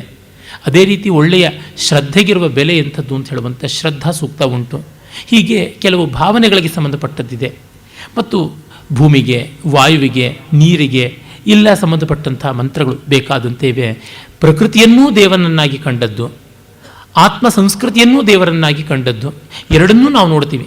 ಸಾಮಾನ್ಯವಾಗಿ ವೇದದ ಆ ಋಷಿಗಳೆಲ್ಲ ಪ್ರಕೃತಿ ಪೂಜಕರು ಅಂತ ಹೇಳಿ ದೇವರ್ worshipping natural order and natural things like wind, water and what not ಅಂತೆಲ್ಲ ಅಂತಾರೆ. ಅದು ಆಂಶಿಕ ಸತ್ಯ. ಇದರ ಹಿಂದೆ ಇರುವ ದೇವತಾ ತತ್ವವನ್ನು ಮಾತ್ರವಲ್ಲದೆ ಈಗ ಶ್ರದ್ಧೆಯನ್ನು ಒಂದು ದೇವತೆ ಅಂತ ಆರಾಧನೆ ಮಾಡುವುದಿರಬಹುದು, ಅಥವಾ ಸೋಮವನ್ನು ಕುಟ್ಟುವುದಕ್ಕೆ ಬಳಸ್ತಕ್ಕಂಥ ಒಂದು ಕಲ್ಲನ್ನು, ಇಲ್ಲವೇ ಯಜ್ಞದಲ್ಲಿ ಒಂದು ವಿಶೇಷವಾದ ಯಜ್ಞ ಪ್ರಕಾರ ಅಂತಾಗಿರುವ ಅಶ್ವಮೇಧದ ಅಶ್ವವನ್ನು ಕುರಿತು ಸಂಬೋಧನೆ ಮಾಡುವುದಾಗಿರಬಹುದು. ಹಾಗಲ್ಲದೆ ಕಪ್ಪೆಗಳು ವಟಗುಟ್ಟುವ ಹಾಗೆ ವೇದದ ಒಂದು ಪಠನ ನಡೀತಾ ಇರುತ್ತೆ. ಮಳೆಗಾಲದಲ್ಲಿ ಕಪ್ಪೆಗಳು ಹೇಗೆ ತಹತಹಿಸ್ತಾ ಇರ್ತವೆ, ಮಳೆ ಬಂದೊಡನೆ ಹರ್ಷದಿಂದ ಅವುಗಳು ರಟನ ಮಾಡುತ್ತವಲ್ಲ, ಆ ರೀತಿ ಇರುವಂಥ ಒಂದು ವೇದಘೋಷದ ಬಗೆಯನ್ನು ವರ್ಣಿಸ್ತಕ್ಕಂಥದ್ದು ವಸಿಷ್ಠರ ಒಂದು ದರ್ಶನವಾಗಿ ಕಾಣಿಸುತ್ತೆ. ಈ ತರಹ ಅತ್ಯಂತ ಲೌಕಿಕವಾದರೂ ಕೇವಲ ಪ್ರಾಕೃತಿಕವಲ್ಲದ ಭಾವಾಂಶಗಳನ್ನು ಕೂಡ ದೇವತಾ ತತ್ವವಾಗಿ ಕಂಡದ್ದನ್ನು ನಾವು ನೋಡ್ತೀವಿ. ಒಂದು ನಾಯಿಯನ್ನು ವೇದ ದೃಷ್ಟಿ ಅಂತ ಸರಮ ಪಣಿ ಮತ್ತು ಸರಮ ಸಂವಾದ ಸೂಕ್ತದಲ್ಲಿ ಸರಮ ಬಂದು ಒಬ್ಬ ಋಷಿಕೆ ಅಂತಾಗಿದೆ. ಈ ಥರ ಅಲ್ಲಿಯವರೆಗೂ ಆತ್ಮವಿಸ್ತರಣವನ್ನು ನಾವು ಕಾಣ್ತೀವಿ. ಒಂದು ಕಪಿ, ವೃಷಾಕಪಿ ಅಂತಕ್ಕಂಥದ್ದು ಒಂದು ಕಪಿ ಅಂತಲೇ, ಅದು ಕೂಡ ವೇದ ಋಷಿಗಳಲ್ಲಿ ಒಂದಾಗಿ ಬರುತ್ತೆ. ಇದೇನು ಕಪಿಯನ್ನು, ನಾಯನ್ನು ಎಲ್ಲವನ್ನೂ ಕೂಡ ನೀವು ಋಷಿಗಳಾಗಿ ಮಾಡಿಕೊಂಡಿದ್ದೀರಾ ಅಂತಂದರೆ, ಬ್ರಾಹ್ಮ ದೃಷ್ಟಿಗೆ, ಭೂಮವಾದ ಆ ದೃಷ್ಟಿಗೆ ಇದು ಕೀಳು ಅದು ಮೇಲು ಅಂತ ಇಲ್ಲ, ಎಲ್ಲವನ್ನು ಒಳಗೊಳ್ಳುತ್ತದೆ ಅಂತ. ಮತ್ತು ಆ ಮಾನವ ಜನಾಂಗದ ಉದಯ ಕಾಲದ ಆ ಶೈಶವದ ಸೌಂದರ್ಯ ಅತಿಶಯವಾದದ್ದು. ಆ ಚೈಲ್ಡ್ ಲೈಕ್ ಸಿಂಪ್ಲಿಸಿಟಿ ಅಂತೀವಲ್ಲ, ಅದು ತುಂಬ ದೊಡ್ಡದು. ಮಕ್ಕಳು ಎಷ್ಟು ಸೊಗಸಾಗಿ ತಮ್ಮ ಗೊಂಬೆಗಳ ಜೊತೆ ಮಾತಾಡ್ಕೊಳ್ತಾರೆ, ತಮ್ಮ ತಿಂಡಿ ತಿನ್ನುವ ಚಮಚ ತಟ್ಟೆಗಳ ಜೊತೆಗೆ ಮಾತಾಡ್ಕೊಳ್ತಾರೆ. ನಮಗೆ ಆಗೋದಿಲ್ವೇ? ನಮಗೆ ವ್ಯಕ್ತಿಗಳು ಎದುರಿಗಿರಬೇಕು, ರಕ್ತಮಾಂಸ ತುಂಬಿರಬೇಕು, ನಮ್ಮವರಾಗಿರಬೇಕು, ನಮಗೆ ತಿಳಿಯುವ ಭಾಷೆಯಲ್ಲಿ ಮಾತಾಡಬೇಕು, ಆಗ ಮಾತ್ರ ನಮಗೆ ಸಂವಾದ ಸಾಧ್ಯ ಅಂತ. ಅದನ್ನೇ ಇವಾಗ ಮ್ಯಾನೇಜರಲ್ ಟೆಕ್ನಿಕ್ಗಳ ಕಡೆಗೆ ತೆಗೆದುಕೊಂಡು ಹೋದಾಗ ನೀವು ಕಲ್ಲನ್ನೂ ಮಾತಾಡಿಸ್ಬೇಕು, ಎಲ್ಲರ ಜೊತೆ ಫ್ರೆಂಡ್ಲಿ ಆಗಿರಬೇಕು ಅಂತ ಅಂತಾರೆ. ಒಂದು ತಂತ್ರವಾಗಿ ಇದನ್ನು ಬೇಕು ಅಂತಂತಾರೆ, ಜೀವನ ಮಂತ್ರವಾಗಿ ಇದು ಬೇಡವಾ? ಹೀಗೆ ನೋಡಿದಾಗ ನಮಗೆ ಗೊತ್ತಾಗುತ್ತೆ ಭಾವಾಂಶ, ಹಾರ್ದಿಕಾಂಶದ ವಿಸ್ತರಣ ಅಲ್ಲಿ ಸಹಜವಾಗಿ ಆಗಿದೆ. ಅದನ್ನು ನಾವು ಗುರುತಿಸಬೇಕು. ಮತ್ತು ಅವರು ಪ್ರಜ್ಞಾಪೂರ್ವಕವಾಗಿ ಮಾಡಿದ್ದಾರೆ, ಪೆದ್ದುತನದಿಂದ ಮಾಡಿದ್ದಲ್ಲ. It is not childish, it is child like ಅನ್ನುವಂಥದ್ದನ್ನು ಗಮನಿಸಬೇಕಾಗುತ್ತದೆ. ಹೀಗೆ ಆ ವೇದ ಮಂತ್ರಗಳ ವೈವಿಧ್ಯ ಹಲವು ಬಗೆಯಲ್ಲಿದೆ. ಮತ್ತು ದೇವತೆಗಳನ್ನು ಅಷ್ಟೇ ಬಗೆ ಬಗೆಯಾಗಿ ವಿಭಾಗ ಮಾಡಿಕೊಂಡಿದ್ದಾರೆ. ಪೃಥ್ವಿ ಸ್ಥಾನೀಯರಾದ ದೇವತೆಗಳು, ಅಂತರಿಕ್ಷ ಸ್ಥಾನೀಯರಾದ ದೇವತೆಗಳು, ದ್ಯುಲೋಕ ಸ್ಥಾನೀಯರು ಅಥವಾ ದ್ಯುಸ್ಥಾನೀಯರಾದ ದೇವತೆಗಳು ಅಂತ 3 ಸ್ತರ ಮಾಡಿಕೊಂಡಿದ್ದಾರೆ. ಭೂರ್ಭುವಸ್ವಹ ಅಥವಾ ಭೂರ್ಭುವಸ್ವಹ ಅಂತ ಯಾವುದುಂಟು, ಆ 3 ಪಾತಳಿಗಳಲ್ಲಿ ದೇವತೆಗಳನ್ನು ವಿಭಾಗ ಮಾಡಿಕೊಂಡಿದ್ದಾರೆ. ಉದಾಹರಣೆಗೆ ಅಗ್ನಿ ಇರಬಹುದು, ಮತ್ತು ನಾವು ನೋಡುವಂಥ ಇನ್ನು ಹಲವು ದೇವತೆಗಳು, ಉದಾಹರಣೆಗೆ ನದಿ ದೇವತೆಗಳು, ಇವೆಲ್ಲವೂ ಕೂಡ ಭೂಮಿಗೆ ಸಂಬಂಧಪಟ್ಟದ್ದು. ಅರಣ್ಯಾನಿ ಎನ್ನುವ ಕಾಡಿನ ದೇವತೆ, ಇವೆಲ್ಲ ಭೂಸ್ಥಾನೀಯರಾದ ದೇವತೆಗಳು. ಅಂತರಿಕ್ಷ ಸ್ಥಾನೀಯರಾಗಿ ಮರುತರು ಬರ್ತಾರೆ, ಪರ್ಜನ್ಯ ಬರ್ತಾನೆ. ಇನ್ನು ದ್ಯುಸ್ಥಾನೀಯರಾಗಿ ಸವಿತರು ಬರ್ತಾನೆ, ಪೂಷಾ ಬರ್ತಾನೆ, ವರುಣ ಬರ್ತಾನೆ, ಅಶ್ವಿನಿ ದೇವತೆಗಳು, ಅದಿತಿ, ಹೀಗೆ ಅನೇಕರು ಬರ್ತಾರೆ. ಈ ಎಲ್ಲ ರೀತಿಯಲ್ಲಿ ದೇವತೆಗಳನ್ನು ಸ್ಥಾನಾನುಸಾರವಾಗಿ ವಿಭಾಗ ಮಾಡಿಕೊಂಡಿದ್ದಾರೆ. ಆದರೆ ಒಂದನ್ನು ನಾವು ಗಮನಿಸಬೇಕು, ಇಡೀ ವೇದವಾಂಗ್ಮಯದಲ್ಲಿ ಈ ದೇವರೇ ಶ್ರೇಷ್ಠ, ಈ ದೇವರ ಅನುಯಾಯಿಗಳು ಮಿಕ್ಕ ದೇವರೆಲ್ಲ, ಈ ದೇವರನ್ನು ಪೂಜೆ ಮಾಡದೆ ಮಿಕ್ಕ ದೇವರನ್ನು ಪೂಜೆ ಮಾಡಿದ್ರೆ ಅವರಿಗೆ ಕೋಪ ಬರುತ್ತೆ, ಈ ದೇವರನ್ನು ಪೂಜೆ ಮಾಡದೆ ಮಿಕ್ಕ ದೇವರನ್ನು ಪೂಜೆ ಮಾಡೋದು ತಪ್ಪು ಅಂತ ಅನ್ನೋದ್ರ ಜೊತೆಗೆ ಮಿಕ್ಕ ದೇವರನ್ನು ಪೂಜೆ ಮಾಡೋದು ಈ ದೇವರಿಗೆ ಮುನಿಸಾಗುತ್ತದೆ, ಈ ರೀತಿಯಾದ ವಿರೋಧಗಳನ್ನು ನಾವೆಲ್ಲೂ ನೋಡಲ್ಲ. ಮತ್ತು ಬಹುತ್ರ ಪ್ರತಿ ದೇವತೆಯನ್ನು ಪರದೇವತೆಯಾಗಿ ಕಾಣುವಂಥದ್ದು ತುಂಬ ತುಂಬ ಸೊಗಸಾಗಿ ಕಾಣಿಸುತ್ತೆ. ಅಗ್ನಿಯನ್ನು ಅಗ್ನಿ ಅಂತ ಪ್ರತ್ಯೇಕವಾಗಿ ಸ್ತೋತ್ರ ಮಾಡುವುದಲ್ಲದೆ ತಾನೇ ಎಲ್ಲವೂ ಕೂಡ ಆಗಿದ್ದಾನೆ. ತಂದೆ ತಾಯಿಗಳಿಂದ ಮೊದಲುಗೊಂಡು ಬ್ರಹ್ಮ ಪ್ರಜಾಪತಿಗಳವರೆಗೆ ಅಗ್ನಿಯೇ ಎಲ್ಲವೂ ಅನ್ನುವಂಥ ಭಾವವನ್ನು ನಾವು ಕಾಣಿಸ್ತೀವಿ. ಯಾಕೆಂದರೆ ಪಾಲಿಥೀಸಮ್ ಅಂತ ಬಹಳ ಹೇಳ್ತಾರೆ. ತುಂಬ ನಾನಾ ದೇವತೆಗಳನ್ನು, ಬಹುದೇವತೆಗಳನ್ನು ಆರಾಧನೆ ಮಾಡುವಂಥ ಪ್ರಾಥಮಿಕವಾದ ಪ್ರಿಮಿಟಿವ್ ಆದಂಥ ದೃಷ್ಟಿ ಅಂತ. ಈ ಪಾಶ್ಚಾತ್ಯರ ಆಕ್ಷೇಪಕ್ಕೆ ಮುಖ್ಯ ಕಾರಣ ಅವರ ಬಿಬ್ಲಿಕಲ್ ಬಯಾಸ್, ಕ್ರೈಸ್ತ ಮತೀಯವಾದಂಥ ಒಂದು ಪೂರ್ವಗ್ರಹ ದುರಭಿನಿವೇಶವೇ ಕಾರಣ. ಅವರಿಗೆ ಏಕದೇವತೋಪಾಸನೆ, ಒಂದು ದೇವರನ್ನು ಬಿಟ್ಟು ಬೇರೆ ದೇವರನ್ನು ಪೂಜೆ ಮಾಡಿದ್ರೆ ಈ ದೇವರಿಗೆ ಹೊಟ್ಟೆ ಉರಿ ಬರುತ್ತೆ ಅಂತ ಆ ದೇವರೇ ಹೇಳ್ಕೊಂಡಿದ್ದಾನೆ, I am a jealous God ಅಂತ.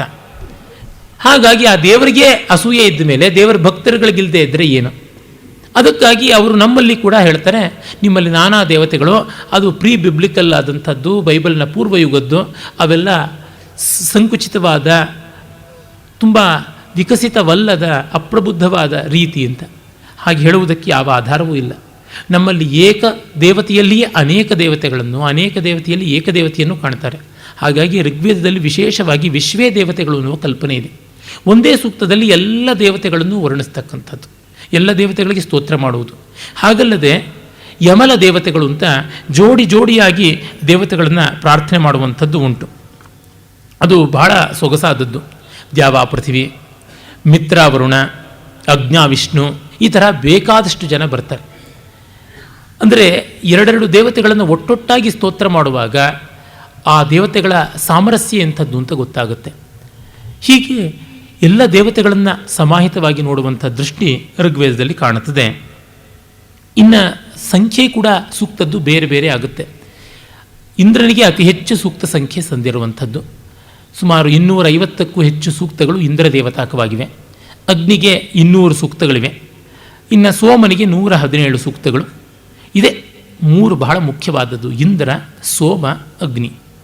ಆಮೇಲೆ ಮಿಕ್ಕವರು, ಬೃಹಸ್ಪತಿಗೆ 11 ಸೂಕ್ತ, ಆಪೋದೇವರಿಗೆ 4 ಸೂಕ್ತ, ವಾಯುವಿಗೆ 3, ಪರ್ಜನಿಗೆ 3, ರುದ್ರನಿಗೆ 3, ಸವಿತ್ರುವಿಗೆ 11, ವರುಣನಿಗೆ 12, ವಿಷ್ಣುವಿಗೆ 5, ಉಷಾದೇವಿಗೆ 20, ಅಶ್ವಿನಿ ದೇವತೆಗಳಿಗೆ 50, ಹೀಗೆ ಬರುತ್ತೆ.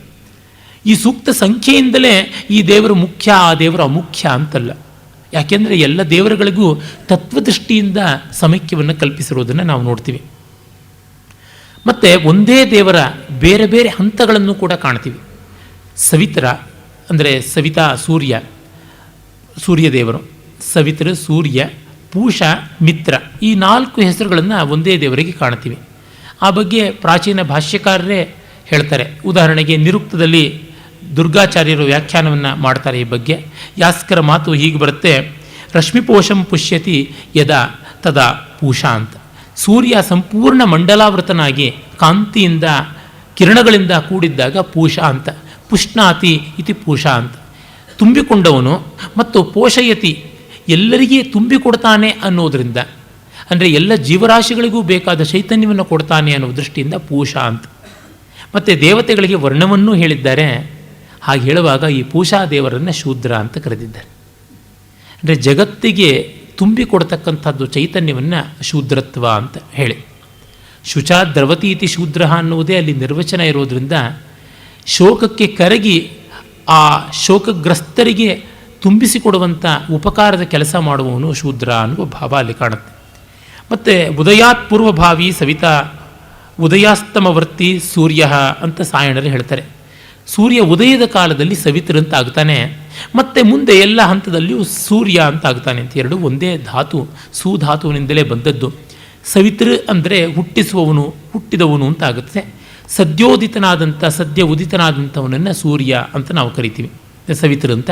ಆಮೇಲೆ ಆಕಾಶದಲ್ಲೆಲ್ಲ ಓಡಾಡುವಾಗ 3 ಹೆಜ್ಜೆಗಳನ್ನು ಇಟ್ಕೊಂಡು ವ್ಯಾಪಿಸುವಾಗ ವಿಷ್ಣು ಅಂತ. ಇದಂ ವಿಷ್ಣುರ್ ವಿಚಕ್ರಮೇತ್ರೇ ಧಾನಿತದೆ ಪದಂ ಅಂತ ಇದೇ ಋಗ್ವೇದದಲ್ಲಿಯೇ ಕಾಣ್ತೀವಲ್ಲ. ಪ್ರಕರ್ಷೇಣ ಸರ್ವೈರ್ಮೀಯತೆ ತದಾ ವೃಷ್ಟಿಪ್ರದಾನೇನ ಇತಿ ನ ತ್ರಾಯತ ಇತಿ ವಾ ಮಿತ್ರ ಅಂತ. ಮಿತ್ರ ಅಂತಂದರೆ ಪ್ರಕರ್ಷವಾಗಿ ಎಲ್ಲರಿಂದಲೂ ಸ್ತೋತ್ರ ಮಾಡಲ್ಪಡ್ತಕ್ಕಂಥವನು, ಮಳೆ ಇತ್ಯಾದಿಗಳನ್ನು ಕೊಟ್ಟು ಕಾಪಾಡುವಂಥವನು ಅನ್ನುವುದರಿಂದ ಅವನು ಮಿತ್ರ ಅಂತ ಆಗಿದ್ದಾನೆ ಅಂತ. ಹೀಗೆ ಎಲ್ಲ ದೇವತೆಗಳು ಒಂದೇ ತತ್ವವನ್ನು ನಿರ್ದೇಶನ ಮಾಡುವುದು, ನಾಮಗಳು ಮಾತ್ರ ಬೇರೆ ಬೇರೆ ರೀತಿಯಲ್ಲಿ ಇರಬಹುದು ಅಂತ ಬರುತ್ತೆ. ಮತ್ತು ದೇವತೆಗಳಿಗೆ ರೂಪವನ್ನು ಹೇಳಿದ್ದಾರೆ, ಆಕೃತಿಯನ್ನು ಹೇಳಿದ್ದಾರೆ, ಅಲಂಕಾರಗಳನ್ನು ಹೇಳಿದ್ದಾರೆ. ಯಾತಕ್ಕೆ ಈ ಮಾತು ಹೇಳ್ತೀನಿ ಅಂದರೆ, ನಮ್ಮಲ್ಲಿ ದೊಡ್ಡ ಮೇಧಾವಿಗಳಾದವರು ತತ್ಕಾಲದಲ್ಲಿ ಯಾವುದೋ ಒಂದು ಸವಾಲನ್ನು ಎದುರಿಸಬೇಕಾದರೆ ಕೆಲವೊಮ್ಮೆ ವಾದದಲ್ಲಿ ಗೆಲ್ಲುವುದಕ್ಕಾಗಿ ತತ್ಕಾಲದ ಒಂದು ಪ್ರಕ್ಷುಬ್ಧತೆಯನ್ನು ಮೀರೋದಕ್ಕೆ ಯಾವುದೋ ಒಂದು ಮಾರ್ಗ ಕಂಡುಕೊಳ್ತಾರೆ. ಆಗ ಒಂದು ಅತಿವಾದ ಆಗಿರುತ್ತೆ, ಅಥವಾ ಇನ್ಯಾವುದೋ ಒಂದನ್ನು ವಿಪರೀತ ವ್ಯಾಖ್ಯಾನ ಮಾಡೋದಾಗಿರುತ್ತೆ. ಅದನ್ನು ಸಾರ್ವತ್ರಿಕ ಸತ್ಯವಾಗಿ ಇಟ್ಟುಕೊಂಡು ಮುಂದಿನವರು ಚಂಡಿಸೋದಕ್ಕೆ ಹೋಗಬಾರ್ದು. ಉದಾಹರಣೆಗೆ ಬ್ರಿಟಿಷರು ತಮ್ಮ ಮತೀಯ ಪ್ರಚಾರವನ್ನು ಪಾದ್ರಿಗಳ ಮೂಲಕ ಮಾಡಿಸುವಾಗ ವೇದಗಳಲ್ಲಿ ದೇವತೆಗಳಿಗೆ ಆಕಾರ ಇದೆ, ಇಷ್ಟೇ ಆಕಾರ ಅಂದರೆ ಅದರಿಂದ ಆಚೆಗೆ ದೇವರಿಲ್ಲ ಅಂತಲ್ಲ ಅರ್ಥ. ಈ ದೇವರಿಗಿಂತ ಆಕಾರ ಇದೆ ಅಂತಂದರೆ ಅವನಿಗೊಂದು ಹುಟ್ಟಿದೆ ಅಂತಾಯಿತು, ಹುಟ್ಟಿದೆ ಅಂದರೆ ಸಾವು ಇದೆ ಅಂತಾಯಿತು. ಈ ರೀತಿಯಾದದ್ದೇನೋ ಅಬದ್ಧಗಳನ್ನು ಮಾಡ್ತಾ ಇದ್ದಾಗ ದಯಾನಂದ ಸರಸ್ವತಿಗಳಂಥ ಮಹಾನುಭಾವರು ಇಲ್ಲ, ದೇವತೆಗಳಿಗೆ ಆಕಾರವನ್ನೇ ಹೇಳಿಲ್ಲ ಅನ್ನುವುದನ್ನು ನಮ್ಮಲ್ಲಿಯೂ ಬರುತ್ತದೆ. ಭಗವಂತನಿಗೆ ನಿರಾಕಾರತ್ವವೂ ಇದೆ ಅಂತ ಗೊತ್ತು. ಹಾಗಾಗಿ ಅದನ್ನೇ ಪ್ರಧಾನವಾಗಿ ಹೇಳಿ ದೇವತೆಗಳಿಗೆ ಆಕಾರವಿಲ್ಲ ಅಂತೆಲ್ಲ ಮಾಡಿದ್ರು. ಅದು ಮಾಡುವಾಗ ಪ್ರತಿಯೊಂದು ಶಬ್ದವನ್ನೂ ಕೂಡ ಎಳೆದೆಳೆದು ಈಗ ಸುಶಿಪ್ರ ಅಂತ ಹೇಳಿದ್ರೆ ಒಳ್ಳೆಯ ಈ ಮುಂಚಾಚಿನ ದವಡೆ ಕೆನ್ನೆಯನ್ನು ಒಳಗೊಂಡಂಥವನು, ಗಡ್ಡ ಚೆನ್ನಾಗಿದೆ ಅವನಿಗೆ, ಇಂದ್ರ ಬಂಗಾರದ ಬಣ್ಣದ ಗಡ್ಡವನ್ನು ಉಳ್ಳವನು, ಬಬ್ರು ಕೇಶಃ ಅಂತೆಲ್ಲ ವರ್ಣನೆ ಬರುತ್ತೆ. ಅದಕ್ಕೆಲ್ಲ ಬೇರೆ ಬೇರೆ ಅರ್ಥ. ಕೇಶ ಅಂತಂದರೆ ಶೇತೆ ಜಲದಲ್ಲಿ, ಶೇತೆ ಜಲ ಅಂತಂದರೆ ಜ್ಞಾನ, ಜ್ಞಾನದಲ್ಲಿ ಮಲಗಿರುವವನು ಅಂದರೆ ಜ್ಞಾನದಲ್ಲಿ ಓಲಾಡುವನು ಅಂತ ಈ ಥರದ್ದೆಲ್ಲ ಅರ್ಥವನ್ನು ಮಾಡಬಹುದು. ನೀವು ಯಾವ ಶಬ್ದವನ್ನು ಕೊಡಿ, ಅದಕ್ಕೆ ನಾನು ಪರಮಾರ್ಥ ಬೇಕಾದ್ರೂ ಹೇಳ್ತೀನಿ, ದುರರ್ಥ ಬೇಕಾದ್ರೂ ಹೇಳ್ತೀನಿ, ಸಾಧ್ಯ ಇದೆ. ಒಂದು ಸ್ವಲ್ಪ ವ್ಯಾಕರಣ ಗೊತ್ತಿದ್ದರೆ ಸಾಕು, ಏನು ಕಪಿಚೇಷ್ಟೆಯನ್ನು ಮಾಡಬಹುದು. ಒಮ್ಮೆ ಒಂದು ಓರಿಯೆಂಟಲ್ ಕಾನ್ಫರೆನ್ಸ್ಗೆ ಹೋಗಿ ವಾಪಸ್ ಬರ್ತಾ ಇದ್ದಾಗ ಟ್ರೈನ್ನಲ್ಲಿ ಹೀಗೆ ಏನೋ ಬಂತು, ವಿಷ್ಣು ಸಹಸ್ರನಾಮಕ್ಕೆ ವೀರಪ್ಪನ ಪರವಾದ ಅರ್ಥ ಮಾಡೋದಕ್ಕೆ ಸಾಧ್ಯವಾ ಅಂತ. ಸಾಧ್ಯ ಮಾಡಿ ತೋರಿಸಿದ್ದಾಯಿತು. ಒಂದು 15-20 ಶ್ಲೋಕಕ್ಕೆ ಮಾಡಿದ ಮೇಲೆ ಮಿಕ್ಕವರು ಸಾಕಪ್ಪ ಸಾಕು ಅಂತಂದರು. ಯಾವುದಕ್ಕೂ ಮಾಡಬಹುದು, ಅದಲ್ಲ. ಏನಂದರೆ ಆ ಭಾಷೆಗೆ ಆ ಶಕ್ತಿ ಇದೆ, ಆ ಶಾಸ್ತ್ರಕ್ಕೆ ಆ ಅವಕಾಶ ಇದೆ. ಈ ಕಾರಣದಿಂದ ದಯಾನಂದ ಸರಸ್ವತಿಗಳಂಥವರು ಆಗ ಎದುರಿಸುವುದಕ್ಕೆ ಒಂದು ಸ್ಟ್ರಾಟಜಿಯಾಗಿ ಮಾಡಿದ್ದನ್ನು ನಾವಿಟ್ಟುಕೊಂಡು ಈಗಲೂ ದೇವತೆಗಳಿಗೆ ಆಕಾರ ಇಲ್ಲ ಅಂತೆಲ್ಲ ಹೇಳುವುದು ತಪ್ಪಾಗುತ್ತದೆ. ಉದಾಹರಣೆಗೆ ನತಸ್ಯ ಪ್ರತಿಮಾ ಅಂತಲೇ ಇಂದ್ರನ ಬಗ್ಗೆ ಬರುತ್ತದೆ ಒಂದು ಮಾತು ವೇದದಲ್ಲಿ. ಇಂದ್ರನಿಗೆ ವಿಗ್ರಹ ಇಲ್ಲ ಅಂತ ಅರ್ಥ ಮಾಡಿ ಆರ್ಯ ಸಮಾಜದವರು ಇಲ್ಲ, ಅದು ನಿರಾಕಾರ ಅಂತಂತಾರೆ. ಅದನ್ನೇ ಇಟ್ಟುಕೊಂಡು ಈಗ ಜಕೀರ್ ನಾಯಕ್ ಅಂತವರಿಂದ ಮೊದಲುಗೊಂಡು ಇನ್ನು ಬೇಕಾದಷ್ಟು ಜನ ದೇವತೆಗಳಿಗೆ ಆಕಾರ ಇಲ್ಲ, ನಿರಾಕಾರ ಪೂಜೆಯೇ ಇದ್ದದ್ದು, ಸಾಕಾರವಲ್ಲ, ನೋಡಿ ನೀವು ತಪ್ಪು ಮಾಡಿದ್ದೀರಾ, ನಾವು ಇಸ್ಲಾಂನಲ್ಲಿ ಸರಿಯಾಗಿ ಮಾಡಿದ್ದೀವಿ ಅಂತ ದುರ್ವ್ಯಾಖ್ಯಾನದ ಗ್ರಂಥಗಳನ್ನು ಬರೆದಿದ್ದಾರೆ. ಆದರೆ ನತಸ್ಯ ಪ್ರತಿಮಾ ಅಂತನ್ನುವಲ್ಲಿ ಹೋಲಿಕೆ ಎನ್ನುವಂಥ ಅರ್ಥ. ಪ್ರತಿಮಾ, ಪ್ರತಿಮಾನ, ಪ್ರತೀಕಾಶ, ನೀಕಾಶ, ಸಂಕಾಶ, ಇವ ಸಬ್ರಹ್ಮಚಾರಿ, ಈ ಥರದ್ದು ಲಕ್ಷ ಶಬ್ದಗಳನ್ನು ಕೊಡಬಹುದು ಹೋಲಿಕೆಗೆ. ಆ ಥರದ್ದು ಸಂಸ್ಕೃತದಲ್ಲಿದೆ. ಹಾಗಾಗಿ ಇಂದ್ರನಿಗೆ ಪ್ರತಿಮೆ ಇಲ್ಲ ಅಂತಲ್ಲ. ಒಂದು ಕಡೆ ಬರುತ್ತೆ, ಇಂದ್ರನ ವಿಗ್ರಹವನ್ನು 10 ಕರ್ಷಾಪಣಗಳಿಗೆ ಕೊಂಡೆ ನಾನು ಅಂತ ಬುರುಷಿ ಹೇಳ್ತಾನೆ. ಪ್ರತಿಮೆನಲ್ಲದೆ ಇನ್ನೇನನ್ನು ಕೊಳ್ಳೋದಕ್ಕೆ ಸಾಧ್ಯ? ಇಂದ್ರನನ್ನೇ ಕೊಳ್ಳೋದಕ್ಕೆ ಸಾಧ್ಯವ? ಮತ್ತು ಇಂದ್ರನ ರೂಪ, ರೀತಿ ಇತ್ಯಾದಿ ಎಂಥದ್ದು ಅಂತನ್ನೋದನ್ನೇ ಭಾಳ ವಿಸ್ತಾರವಾಗಿ ವೇದಗಳಲ್ಲಿ ಹೇಳಿರುವಂಥದ್ದನ್ನು ನಾವು ನೋಡ್ತೀವಿ. ತುಂಬ ತುಂಬ ವ್ಯಾಪಕವಾಗಿರುವಂಥದ್ದು. ಅದರ ಸೊಗಸನ್ನು ನಾವು ವೇದದಲ್ಲಿಯೇ ಕಂಡು ಆನಂದಿಸಬೇಕು. ಆ ಮಟ್ಟಕ್ಕೆ ವಿಸ್ತಾರ ಉಂಟು ವೇದದಲ್ಲಿ. ಇಂದ್ರನ ರೂಪ ಸೌಷ್ಠವಾದಿಗಳನ್ನೆಲ್ಲ ಬಹಳ ಬಹಳ ಚೆನ್ನಾಗಿ ನಾವು ನೋಡ್ತೀವಿ. ಆತನನ್ನು 1000 ಧಾರೆಗಳು, ಅಲಗುಗಳಿರ್ತಕ್ಕಂಥ ವಜ್ರಾಯುಧವನ್ನು ಹಿಡಿದವನು, ಮತ್ತು ಅದು ತಾಮ್ರದಿಂದ ನಿರ್ಮಾಣವಾದದ್ದು, ಅದಕ್ಕೆ ಬಂಗಾರದ ಅಲಂಕಾರ ಇದೆ ಅಂತನ್ನುವಂಥದ್ದು ಬರುತ್ತೆ. ಮತ್ತು ವಜ್ರಮಯವಾದಂಥ ಬಾಹುಗಳನ್ನು ಉಳ್ಳವನು ಅವನು, ಬಂಗಾರದ ಅಲಂಕಾರಗಳನ್ನು ಮಾಡಿಕೊಂಡಿರುವಂಥವನು ಅಂತ ಈ ಥರದ್ದೆಲ್ಲ ಮಾತುಗಳನ್ನು ನಾವು ಹೇಳ್ತೀವಿ. ವಜ್ರಭೃತ್, ವಜ್ರವತ್, ವಜ್ರದಕ್ಷಿಣ, ವಜ್ರಬಾಹು ಅಂತನ್ನುವುದೆಲ್ಲ ಬರುತ್ತೆ. ಹಾಗೆಯೇ ರುದ್ರ, ಆತ ದೇದೀಪ್ಯಮಾನನಾಗಿ ಬಬ್ರು, ಕೆಂಪು ಬಣ್ಣದಲ್ಲಿರ್ತಕ್ಕಂಥವನು. ದ್ರಾಪಿ ಅಂತಂದರೆ ಒಂದು ನಿಲುವಂಗಿಯನ್ನು, ಲಾಂಗ್ ಕೋಟ್ ಥರ ಕಂಚುಕವನ್ನು ಧರಿಸಿರೋವನು. ಯುದ್ಧದಲ್ಲಿ ಸೈನಿಕರು ಧರಿಸ್ತಾರಲ್ಲ ಕವಚ, ಆ ರೀತಿಯಾದದ್ದು. ದ್ರಾಪೆ ಅಂಧಸಸ್ಪತೆ ದರಿದ್ರನ್ನೀಲ ಲೋಹಿತ ಅಂತ ವೇದದಲ್ಲಿ ಬರುತ್ತಲ್ಲ. ದ್ರಾಪಿ ಅಂತಂದರೆ ಕೋಟ್, ಅಂದರೆ ಕವಚವನ್ನು ಧರಿಸಿದಂಥವನು, ಕಂಚುಕವನ್ನು, ಮತ್ತು ಅವನು ಬಂಗಾರದ ಬಿಲ್ಲು ಬಾಣಗಳನ್ನು ಹೊಂದಿದವನು, ತೀಕ್ಷ್ಣವಾದ ಆಯುಧವನ್ನು ಉಳ್ಳವನು ಅಂತ ಹೀಗೆಲ್ಲ ಬರ್ತದೆ. ಅಶ್ವಿನಿ ದೇವತೆಗಳು ಐಡೆಂಟಿಕಲ್ ಟ್ವಿನ್ಸ್ ಅಂತಾರಲ್ಲ, ಅನುರೂಪವಾದಂಥ ಅವಳಿಗಳು. ಅವರು ಅಶ್ವತರ ಹೇಸರಗತ್ತೆಯ ರಥದಲ್ಲಿ ಇಡೀ ಜಗತ್ತನ್ನು ಸಂಚಾರ ಮಾಡ್ತಾ ಇರ್ತಾರೆ. ಸುಂದರವಾದ ಕಮಲ ಮಾಲಿಕೆಗಳನ್ನು, ಬಂಗಾರದ ಅಲಂಕಾರಗಳನ್ನು ಹಾಕಿಕೊಂಡಿರ್ತಾರೆ. ಜೊತೆಗೆ ಉಷೋದೇವಿ, ಅವಳು ನರ್ತಕಿ, ಅವಳು ಕೆಂಪು ಬಣ್ಣದ ಎತ್ತುಗಳನ್ನು ಹೂಡಿದ ರಥದಲ್ಲಿ ಬರ್ತಾಳೆ. ಅವುಗಳ ಮೇಲೆ ಬಂಗಾರದ ಸಾಮಗ್ರಿಯನ್ನು ಹೊತ್ತು ಜನರಿಗೆಲ್ಲ ಆನಂದವನ್ನು, ಐಶ್ವರ್ಯವನ್ನು ವಿತರಣೆ ಮಾಡ್ತಾಳೆ. ನರ್ತಕಿಯಾಗಿ ಕುಣಿದಾಡ್ತಾ ಸೂರ್ಯೋದಯದಲ್ಲಿ ಕಾಣಿಸಿಕೊಳ್ತಾಳೆ ಅಂತೆಲ್ಲ ವಿವರಗಳು ಬರ್ತವೆ. ಹೀಗೆಲ್ಲ ಇದ್ದಾಗ ಅವರಿಗೆ ರೂಪ ಇಲ್ಲ ಅಂತ ಅನ್ನೋದು ಹೇಗೆ? ಅದರಿಂದ ನಾವು ಕೀಳರಿಮೆ ಪಟ್ಟುಕೊಳ್ಬೇಕಾಗಿಲ್ಲ. ವಸ್ತುತಃ ಶಬ್ದವೇ ರೂಪ. ದೃಶ್ಯ ಕಣ್ಣಿಗೆ ಹೇಗೆ ರೂಪವೋ ಹಾಗೆ ಶಬ್ದ ಕಿವಿಗೆ ರೂಪ. ರೂಪ ಅಂತಂದರೆ ಏನು? ಇಂದ್ರಿಯ ಗ್ರಾಹ್ಯವಾಗುವಂಥ ಒಂದು ಗುಣವಿಶೇಷ ಅಂತ ಅರ್ಥ, ಇನ್ನೇನೂ ಅಲ್ಲ. ಹಾಗೆ ಕಂಡಾಗ ರುಚಿ ನಾಲಿಗೆಗೆ ಕಾಣಿಸುವ ರೂಪ, ಸ್ಪರ್ಶ ಚರ್ಮಕ್ಕೆ ಕಾಣಿಸುವ ರೂಪ, ಪಂಚ ತನ್ಮಾತ್ರಗಳೆಲ್ಲ ಕೂಡ ರೂಪವೇ ಆಗುತ್ತದೆ. ಉದಾಹರಣೆಗೆ ನಮ್ಮಲ್ಲಿ ಇಂದ್ರಿಯಕ್ಕೆ ಅಕ್ಷ ಅಂತ ಕರಿತೀವಿ. ಜಿತೇಂದ್ರಿಯರು ಅಂತನ್ನುವಾಗ ಜಿತಾಕ್ಷ ಅಂತ ಕೂಡ ಹೇಳ್ತಾರೆ. ಜಿತಾಕ್ಷರು ಅಂತಂದರೆ ಇಂದ್ರಿಯಗಳನ್ನು ಗೆದ್ದಂಥವರು ಅಂತ. ಉದಾಹರಣೆಗೆ ನಮ್ಮ ಕುಮಾರವ್ಯಾಸನ ಒಂದು ಪದ್ಯ ನೆನೆದರೆ ಸಾಕು. ಜನಪ ಕೇಳು ಉಪಲಾಲಿತಾಂಜನವೆನೆ ಜಿತಾಕ್ಷ ವಿಪಕ್ಷವಾದುವು ವಿನುತ ಕರ್ಣಪ್ರಣಯಿಗಳು ವೃಷಸೇನ ವೈರದಲ್ಲಿ ಎನ್ನುವಾಗ ಜಿತಾಕ್ಷ ವಿಪಕ್ಷ ಅಂದರೆ ಇಂದ್ರಿಯಗಳನ್ನು ಗೆದ್ದವರಿಗೆ ವಿರೋಧಿಗಳಾದವು ಅಂತ. ದ್ರೌಪದಿಯ ಕಣ್ಣು ಎಂಥ ಜಿತೇಂದ್ರಿಯನನ್ನು ಕೂಡ ಗಲಿಬಿಲಿಗೊಳಿಸ್ತಾ ಇತ್ತು ಅನ್ನುವುದು ತಾತ್ಪರ್ಯ. ಅದಕ್ಕೆ ಇನ್ನೊಂದು ಶ್ಲೇಷಾರ್ಥವೂ ಇದೆ, ಸದ್ಯಕ್ಕೆ ಅಪ್ರಕೃತ. ಬೇಕಾದಷ್ಟು ಕಡೆ ಬರುತ್ತೆ ಅಕ್ಷ ಅಂತ ಅನ್ನೋದಕ್ಕೆ ಇಂದ್ರಿಯ ಅಂತ ಅನ್ನೋದು. ಅಧ್ಯಕ್ಷ ಅಂತ ನಾವು ಮತ್ತೆ ಮತ್ತೆ ಹೇಳ್ತೀವಿ. ಏನು? ಇಂದ್ರಿಯಗಳ ಮೇಲೆ ನಿಂತವನು, ಇಂದ್ರಿಯಗಳನ್ನು ಹತೋಟಿಯಲ್ಲಿ ಇಟ್ಟುಕೊಂಡವನು. He is above his senses, not below. ಹೀಗಾಗಿ ಅಧ್ಯಕ್ಷ. ಅಕ್ಷಾನಾಂ ಅಧಿ ಉಪರಿಸ್ಥಿತ ಇತಿ ಅಧ್ಯಕ್ಷ ಅಂತನ್ನುವಾಗ ನಮಗೆ ಗೊತ್ತಾಗುತ್ತೆ. ಅಕ್ಷ ಅನ್ನೋದಕ್ಕೆ ಕಣ್ಣು ಅಂತಿದೆ, ವಿರೂಪಾಕ್ಷ, ತ್ರೆಕ್ಷ ಅಂತೆಲ್ಲ ನಾವು ಹೇಳ್ತೀವಿ. ಏನರ್ಥ? ಕಣ್ಣಿಗೆ ಎಲ್ಲ ಇಂದ್ರಿಯಗಳು ಹೇಳಿಬಿಟ್ವ ಅಂದರೆ ಕಣ್ಣು ಬಹಳ ಮುಖ್ಯ. ಸರ್ವೇಂದ್ರಿಯಾಣಂ ನಯನಂ ಪ್ರಧಾನಂ ಅಂತ ಉಂಟಲ್ಲ, ಹಾಗೆ ರೂಪ ಅಂತನ್ನುವುದು ಕಣ್ಣಿಗೆ ವಸ್ತುವಾಗುವುದನ್ನು ಇಡೀ ಎಲ್ಲ ಇಂದ್ರಿಯಗಳಿಗೂ ಕೂಡ ವಸ್ತು ಅನ್ನುವ ಅರ್ಥದಲ್ಲಿ ಹೇಳಿದ್ದಾರೆ. ಹೀಗಾಗಿ ರೂಪಾತೀತ ಅಂತಂದರೆ ಶಬ್ದ, ಸ್ಪರ್ಶ, ರೂಪ, ರಸಗಂಧಾದಿ ಸಮಸ್ತವನ್ನು ಮೀರಿದವನು ಅಂತ. ಆ ದೇವರಿಗೆ ಹೆಸರಿರ್ಬೋದಾ? ಪರವಾಗಿಲ್ವಾ? ಅಲ್ಲ ಅಂತ ಕರಿಬೋದು, ಯಹೋವ ಅಂತ ಕರಿಬೋದಾ? ವಸ್ತುತಃ ಪರಮಹಂಸರು ಹೇಳ್ತಾರೆ, ಆ ಪರವಸ್ತು ಮಾತ್ರ ಇನ್ನೂ ಎಂಜಲಾಗಿಲ್ಲ ಅಂತ. ಈ ಹೆಸರು ಅಂತ, ಈ ರೂಪ ಅಂತ, ಈ ಗುಣ ಅಂತ ನಿರ್ವಚನ ಮಾಡೋಕ್ಕಾಗೋದಿಲ್ಲ. ಯಥೋ ವಾಚೋ ನಿವರ್ತಂತೆ ಅಪ್ರಾಪ್ಯ ಮನಸಾಸ ಅಂತ ವೇದವೇ ಹೇಳ್ತಾ ಇದೆ. ಅಂದರೆ ಸೆಲೆಕ್ಟಿವ್ ಆಗಿ ತೆಗೆದುಕೊಂಡು ತಿರುಚಿದರೆ ಆಗ ದಯಾನಂದ ಸರಸ್ವತಿಗಳು, ಅರವಿಂದರು ಮೊದಲಾದವರು ಮಾಡಿದಂಥ ಈ ಅತಿಯಾದ ಎಣೆಮೀರಿದ ಯೌಗಿಕಾರ್ಥದ ವಿಪರೀತ ಈಗ ಜಕೀರ್ ನಾಯಕ್ರಂಥವರು ಮತ್ತೆ ಅದೊಂದನ್ನು ವಿಕೃತ ದೃಷ್ಟಿಯಿಂದ ನೋಡೋದಕ್ಕಾಗಿದೆ. ದಯಾನಂದ ಸರಸ್ವತಿಗಳಾಗಲಿ ಅರವಿಂದರಾಗಲಿ ಬಹಳ ಉತ್ತಮವಾದ ದೃಷ್ಟಿಯಿಂದ ಮಾಡಿದ್ದಾದರೂ ಕೂಡ ಅವರು ಒಂದಷ್ಟು ಛಲವನ್ನು ಅವಲಂಬಿಸಿದರು. ಅದಕ್ಕೆ ಮೂಲತಃ ಇರುವಂಥದ್ದು ತತ್ಕಾಲದ ಸಂದರ್ಭವನ್ನು ಎದುರಿಸಬೇಕು ಅಂತಂದು, ಮತ್ತು ಅವರೆದುರಿಗೆ ನಾವು ಕೀಳಾಗಬಾರ್ದು ಅನ್ನೋ ಒಂದು ಕಾಂಪ್ಲೆಕ್ಸ್, ಇನ್ಫೀರಿಯಾರಿಟಿ ಕಾಂಪ್ಲೆಕ್ಸ್. ಏನೀಗ ತೊಂದರೆ? ನಮ್ಮ ದೇವರುಗಳಿಗೆ ಆಕಾರ ಇದ್ದರೆ ಏನಾಗೋದು ನಷ್ಟ? ನಿಮ್ಮ ದೇವ್ರಿಗೆ ಆಕಾರ ಇಲ್ಲದೆ ಇರೋದೇ ನಷ್ಟ ಅಂತ ಅನ್ಬೋದು. ನಿಮ್ಮ ದೇವರು ಚೆನ್ನಾಗೇ ಕಾಣಿಸೋದಿಲ್ವಲ್ಲ, ಕಾಣೋದೇ ಇಲ್ವಲ್ಲ ಇನ್ನೆಂಥವನು. ಭೈರಪ್ಪನವರ ಆವರಣದಲ್ಲಿ ಬಹಳ ಚೆನ್ನಾಗಿ ಶಾಸ್ತ್ರಿಗಳ ಮಗಳು ತಾಯಿ ಜೊತೆಗೆ ವಾದ ಮಾಡ್ತಾಳೆ.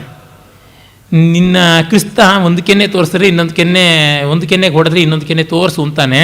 ಅರೆ ಅಲ್ಲ, ಬಹಳ ಗಟ್ಟಿಗ ಆಗಿದ್ದಾನೆ, ನಾನು ಅದಕ್ಕೆ ಕನ್ವರ್ಟ್ ಆಗ್ತೀನಿ, ತುಂಬ ಜೋರಾಗಿದ್ದಾನೆ, ಪೆಟ್ರೋ ಡಾಲರ್ಸ್ ಎಲ್ಲ ಇದೆ ಅಂತ ವಾದ ಮಾಡ್ತಾಳೆ. ಆ ರೀತಿ ಕುಹಕವಾಗಿ ಏನನ್ನೂ ವಾದ ಮಾಡೋದಕ್ಕೆ ಸಾಧ್ಯ ಉಂಟು. ಅದಲ್ಲವಲ್ಲ ತತ್ವ.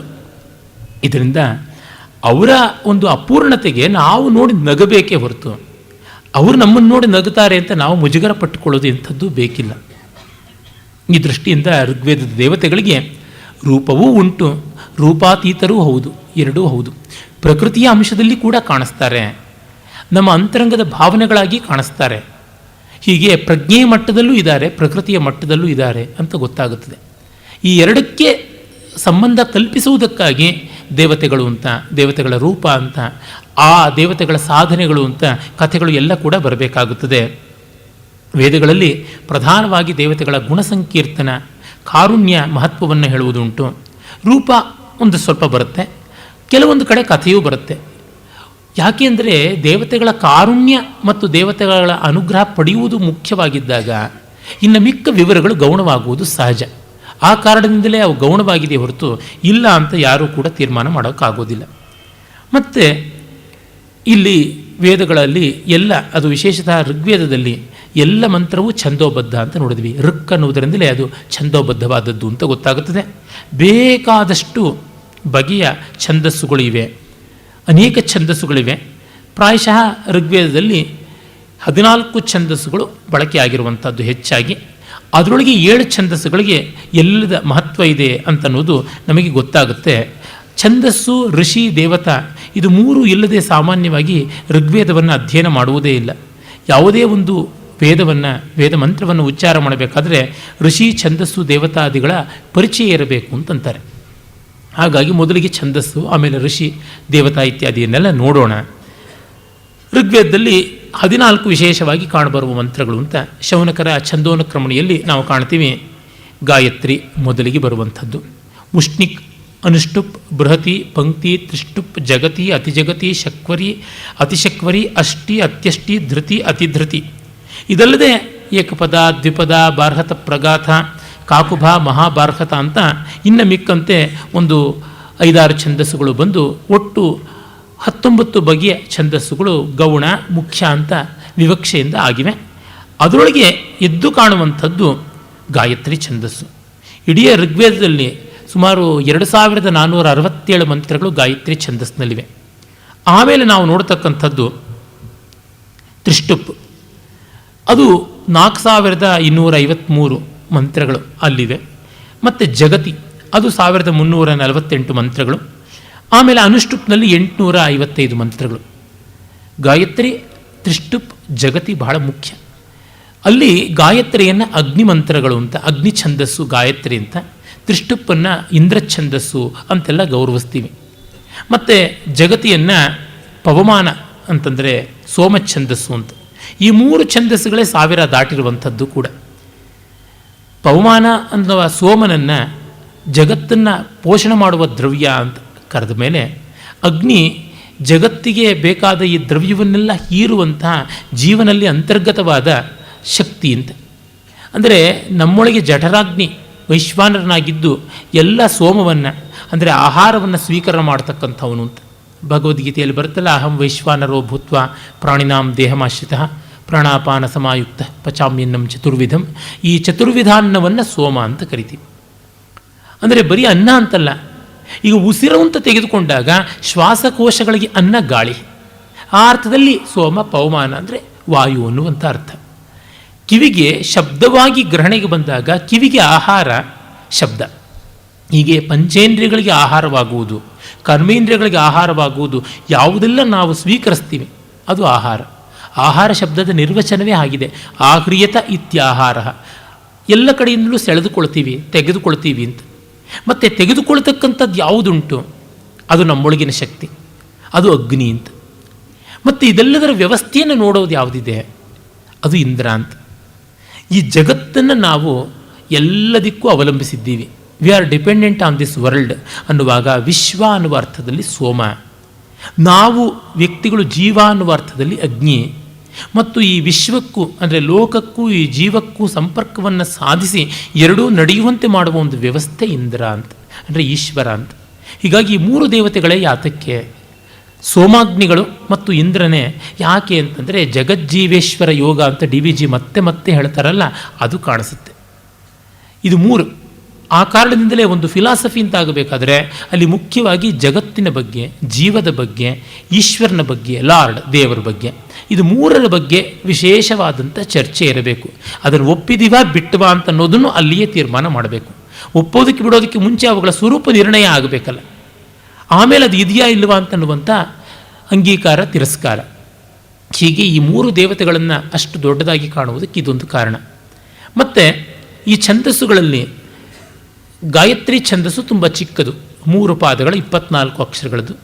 ತ್ರಿಷ್ಟುಪ್ ಛಂದಸ್ಸು 4 ಪಾದಗಳ 44 ಅಕ್ಷರದ್ದು.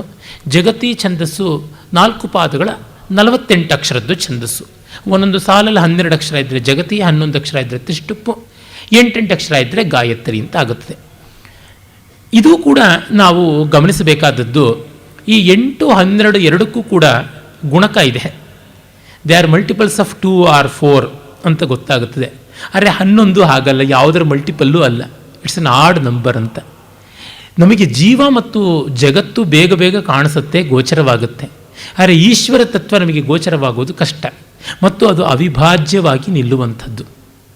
ಈ ದೃಷ್ಟಿ ಕೂಡ ಇಂದ್ರದೇವತಾಕವಾದ ಛಂದಸ್ಸಲ್ಲುಂಟು. ಮತ್ತು ಆ ಛಂದಸ್ಸಿನ ಸ್ವರೂಪದಲ್ಲೂ ನಾವು ನೋಡಬಹುದು, ಜಗತಿ ತುಂಬ ಮೃದುವಾದ ಛಂದಸ್ಸು, ಬಾಗು ಬಳಕಿರುವಂಥ ಛಂದಸ್ಸು, ತ್ರಿಷ್ಟು ಪುಕ್ಕೆಚ್ಚು ಇರತಕ್ಕಂಥ ಛಂದಸ್ಸು. ಗಾಯತ್ರಿ ವೈಯಾಮಿಡಿಯ ಆದಂಥದ್ದು. ಮನುಷ್ಯ ಪ್ರಕೃತಿಯನ್ನು ಪಳಗಿಸಿಕೊಂಡ ಮೇಲೆ ತಾನೇ ಪ್ರಯೋಜನ ಪಡೆಯೋದಕ್ಕೆ ಸಾಧ್ಯ. ಅವನದಿಗೆ ಪ್ರಕೃತಿ ನಮ್ಯವಾಯಿತು ಅಂದಾಗ ಆ ಜಗತಿ ಛಂದಸ್ಸಿನ ನಮ್ಯ ಗುಣ, ನಮನೀಯತೆ ಏನು ಅಂತ ಗೊತ್ತಾಗುತ್ತೆ.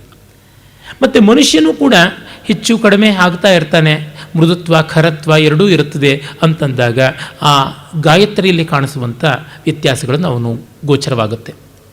ಇಂದ್ರನ ಆ ಒಂದು ನಿರ್ದಾಕ್ಷಿಣ್ಯವಾದ ಸಾರ್ವತಂತ್ರ ಸ್ವತಂತ್ರವಾದ ಸಾರ್ವಭೌಮೀಯತೆ ಏನಿದೆ, ಆ ಓಜಸ್ಸು ದೀಪ್ತಿಮತ್ತೆ ಏನಿದೆ, ಅದೆಲ್ಲವೂ ಕೂಡ ನಮಗೆ ತ್ರಿಷ್ಟುಪ್ಪಿನಲ್ಲಿ ಗೋಚರವಾಗುತ್ತೆ.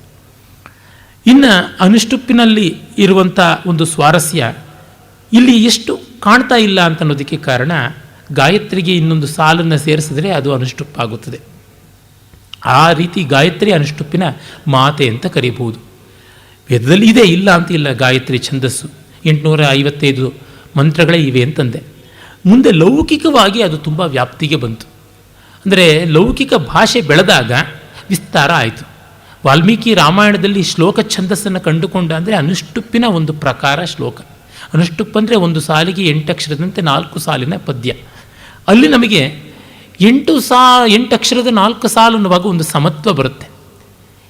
ವೇದದಲ್ಲಿ ಅಸಮತ್ವ ವಿಷಮತ್ವ ಇದ್ದದ್ದು ಗಾಯತ್ರಿಯ 3 ಪಾದ, ಲೌಕಿಕದಲ್ಲಿ ಅನುಷ್ಟುಪ್ಪಿ ವ್ಯಾಪಕವಾಗಿ ಬಂದು 4 ಪಾದಗಳಾಗಿ ಗಾನಕ್ಕೆ ಪಠನಕ್ಕೆ ಅಭಿರಾಮವಾಗಿ ಒದಗಿ ಬರುವಂತೆ ಆಯಿತು ಅಂತ ಗೊತ್ತಾಗುತ್ತದೆ. ಇನ್ನು ಅತಿಜಗತಿ ಇತ್ಯಾದಿ 13 ಅಕ್ಷರ ಈ ಥರ ಹೆಚ್ಚಾಗುತ್ತಾ ಬರುತ್ತೆ. ಪ್ರಗಾಥ ಅಂತಂದರೆ 7-8 ಸಾಲುಗಳಿಂದ ಮೊದಲುಗೊಂಡು ವಿಸ್ತಾರವನ್ನು ಪಡ್ಕೊಂಡಂಥ ಛಂದಸ್ಸು ಅಂತ. ಅವುಗಳಲ್ಲಿ ಹೆಚ್ಚಿನ ಮಂತ್ರಗಳು ಇಲ್ಲ ಅಂತನ್ನೋದನ್ನು ನಾವು ಗಮನಿಸಬಹುದು. ಉದಾಹರಣೆಗೆ ಬೃಹತಿಯಲ್ಲಿ 181, ಪಂಕ್ತಿಯಲ್ಲಿ 312, ಪಂಕ್ತಿಯಲ್ಲಿ 2 ಅನುಷ್ಟುಪ್ಪಿನ ಸಾಲುಗಳು ಅಥವಾ 2 ಗಾಯತ್ರಿ ಸಾಲುಗಳು, 2 ತ್ರಿಷ್ಟುಪ್ಪಿನ ಸಾಲುಗಳು, ಹೀಗೆ ಹೈಬ್ರಿಡ್ ಆದಂಥ ಒಂದು ಛಂದಸ್ಸು ಅಂತ ಕರೀಬಹುದು. ಆ ಥರ ಉಂಟು. ಒಟ್ಟಿನಲ್ಲಿ ಬಗೆ ಬಗೆಯಾದಂತಹ ಗತಿಭೇದಗಳನ್ನು ನಾವಿಲ್ಲಿ ಕಾಣ್ತೀವಿ. ಅಷ್ಟು ಮೊದಲಿಗೆ ರೂಪಿತವಾಗಿದ್ದವು ಅಂತ ನೋಡಿದರೆ ಅವರುಗಳ ಒಂದು ಛಂದೋ ಗತಿ ಪ್ರಜ್ಞೆ ಯಾವ ಥರ ಇರಬೇಕು, ವೇದರ್ಷಿಗಳು ಇದನ್ನು ಕಂಡಿದ್ರು ಅಂತ. ಮತ್ತು ಇವ್ಯಾವ ಛಂದಸ್ಸು ತಾಳಕ್ಕೆ ಬರುವಂಥದ್ದಲ್ಲ, ಅದು ಬಹಳ ಗಮನಿಸಬೇಕಾದದ್ದು.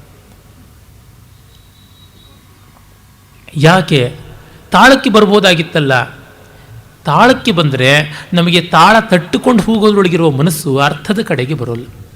ಇದನ್ನು ತುಂಬ ಚೆನ್ನಾಗಿ ಸೇಡಿಯಾಪ್ ಕೃಷ್ಣ ಭಟ್ರು ಹೇಳಿದ್ದಾರೆ. ಇಡೀ ವೇದವಾಂಗ್ಮಯ ಇಂದು ಉಪಲಬ್ಧ ಇರುವ ರೀತಿಯಲ್ಲಿ ನೋಡಿದರೆ ಎಲ್ಲಿಯೂ ನಮಗೆ ತಾಳಬದ್ಧತೆ ಕಾಣಿಸೋಲ್ಲ. ಆದರೆ ಗತಿ ಸೌಂದರ್ಯ ತುಂಬ ಇರುತ್ತೆ. ಬಹಳ ಸೊಗಸಾದಂಥ ಗತಿಶೀಲತೆಯನ್ನು ನಾವು ಇಡೀ ವೇದಗಳಲ್ಲಿ ನೋಡ್ತಲೇ ಇರ್ತೀವಿ.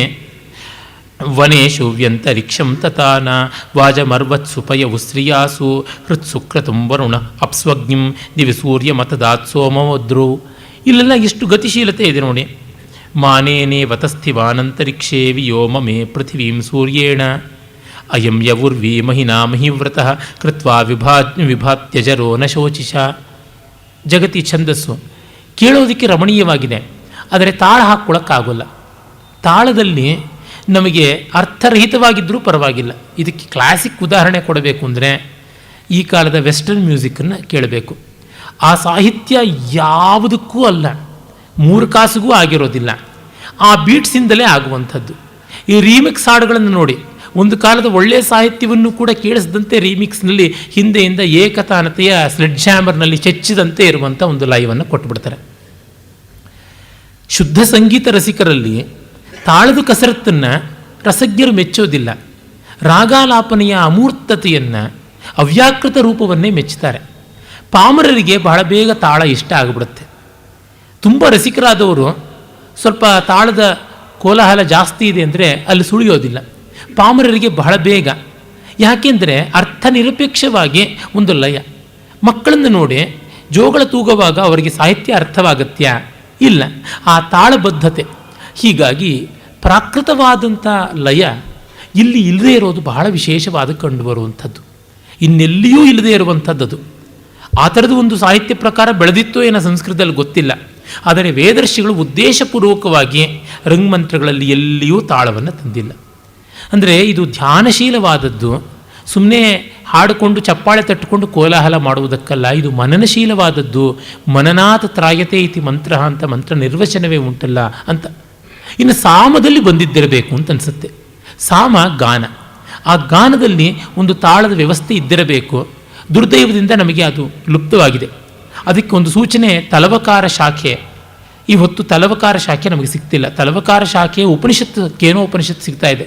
ಅದಕ್ಕೆ ತಲವಕಾರ ಉಪನಿಷತ್ತು ಅಂತಲೂ ಮತ್ತೊಂದು ಹೆಸರಿದೆ. ತಲ, ಅದರಿಂದ ಬಂದದ್ದು ತಾಲ. ತಲ ವಕಾರ, ವಕಾರ ಅವಕಾರ ಎರಡೂ ನಮಗೆ ಗೊತ್ತಿರುವಂಥದ್ದು. ಅವಕಾರ ಅಂದರೆ ಚೆನ್ನಾಗಿ ಮಾಡ್ತಕ್ಕಂಥದ್ದು, ತಾಲವನ್ನು ಚೆನ್ನಾಗಿ ಹಾಕುವಂಥದ್ದು, ಕೈ ತಟ್ಟಿ ತೋರಿಸಿ ಅದರ ಗತಿಯನ್ನು, ಲಯವನ್ನು ನಿರೂಪಣೆ ಮಾಡುವಂಥದ್ದು ಅಂತ ಇರಬೇಕು. ಆ ಶಾಖೆಯು ಲುಪ್ತವಾಗುವಷ್ಟರ ಮಟ್ಟಿಗೆ ನಮ್ಮಲ್ಲಿ ಈ ಮನನಶೀಲತೆ ಬೇಕು ಅನ್ನೋದು ಪ್ರಾಧಾನ್ಯಕ್ಕೆ ಬಂತೋ ಏನೋ ಗೊತ್ತಿಲ್ಲ. ಒಟ್ಟಿನಲ್ಲಿ ಛಂದಸ್ಸು ಈ ದೃಷ್ಟಿಯಿಂದ ವಿಶಿಷ್ಟವಾದದ್ದು. ಮತ್ತು ಆ ಛಂದೋಗತಿಯಿಂದ ನಮ್ಮ ಅಂತರಂಗಕ್ಕೆ ಒಂದು ನೆಮ್ಮದಿ, ಸಮಾಧಾನ. ಛದಿರಿ ಊರ್ಜೆ, ಊರ್ಜಾಯಾಮ್, ಛಾದನೆ, ಆವರಣೆ, ಆನಂದೆ, ಆಹ್ಲಾದೆ ಅಂತೆಲ್ಲ ಧಾತುಪಾಠ ಉಂಟು. ಮುಚ್ಚಿ ಮರೆಮಾಚುವುದು, ಯಾವುದನ್ನು, ಲೋಪವನ್ನು ಮರೆಮಾಚುವುದು. ಊರ್ಜಾಯಾಮ್, ಒಂದು ಕಾಂತಿಯನ್ನು, ವರ್ಚಸ್ಸನ್ನು ಕೊಡತಕ್ಕಂಥದ್ದು. ಪುಷ್ಟಿಯನ್ನು, ಓಜಸ್ಸನ್ನು ಕೊಡೋದಕ್ಕೆ ಛಂದಸ್ಸು ಬೇಕು. ಮಳೇಲಿ ಬರ್ತಾ ಇದ್ದೆ, ದಾರಿಲಿ ಜಾರಿ ಬಿದ್ದುಬಿಟ್ಟೆ, ಬಟ್ಟೆ ಎಲ್ಲ ಒದ್ದು ಮುದ್ದೆ ಆಯಿತು ಅಂತನ್ನೋದನ್ನೇ ಮಳೆಯೊಳು ಬರುತ್ತಿದ್ದೆ, ಮಾರ್ಗದೊಳು ಜಾರಿ ಬಿದ್ದೆ ಅಂತಂದಾಗ ಎಷ್ಟು ಚೆನ್ನಾಗಿ ಕಾಣಿಸುತ್ತೆ. ಗಡಗಡ ನಡುಗಿದ್ದೆ, ಮೈಯಿದೋ ಒದ್ದೆ ಮುದ್ದೆ. ಮಾಲಿನಿ ಛಂದಸ್ಸು, ಅದಕ್ಕೆ ಬಂದಿರುವಂಥ ಸೊಗಸು. ಹೀಗೆ ಛಂದೋಬದ್ಧತೆಯಿಂದ ಒಂದು ಕಾಂತಿ, ಶಕ್ತಿ ಬರುತ್ತೆ. ಮಾತಿಗೆ ಒಂದು ಶಕ್ತಿ. ಮಾತಿನ ಕೊರತೆಯನ್ನು ಮುಚ್ಚಾಕ್ಬೋದು.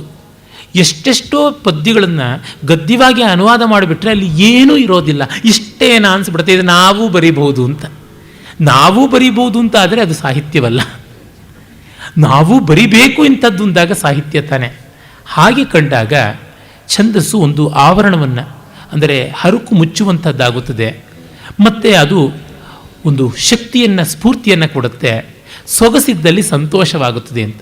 ಈ ಕಾರಣದಿಂದಲೇ ಛಂದಸ್ಸಿಲ್ಲದೆ ವೇದವನ್ನು ಅಧ್ಯಯನ ಮಾಡುವಂತೆ ಇಲ್ಲ ಅಂತ ವೇದಾಂಗವೂ ಆಗಿ ಬಂತು. ಆಮೇಲೆ ನಾವು ನೋಡುವಂಥದ್ದು ಋಷಿಗಳ ವಿವರಣೆಯನ್ನು. ದೇವತೆಗಳ ವಿವರಣೆಯನ್ನಂತೂ ಬೇಕಾದಂತೆ ನಾವು ನೋಡಬಹುದು. ಅದಕ್ಕೆ ಮುಂದೆ ಕೂಡ ನಾವು ಬರ್ತೀವಿ. ಋಷಿಗಳ ವಿವರಣೆಯನ್ನು ಸಂಕ್ಷೇಪವಾಗಿ ನೋಡಿದ್ರೆ ನಮಗೆ ಪ್ರಯೋಜನವಾದೀತು ಅಂತ ಅನಿಸುತ್ತೆ. ವೇದದಲ್ಲಿ ಅನೇಕ ಋಷಿಗಳ ಉಲ್ಲೇಖ ಇದೆ.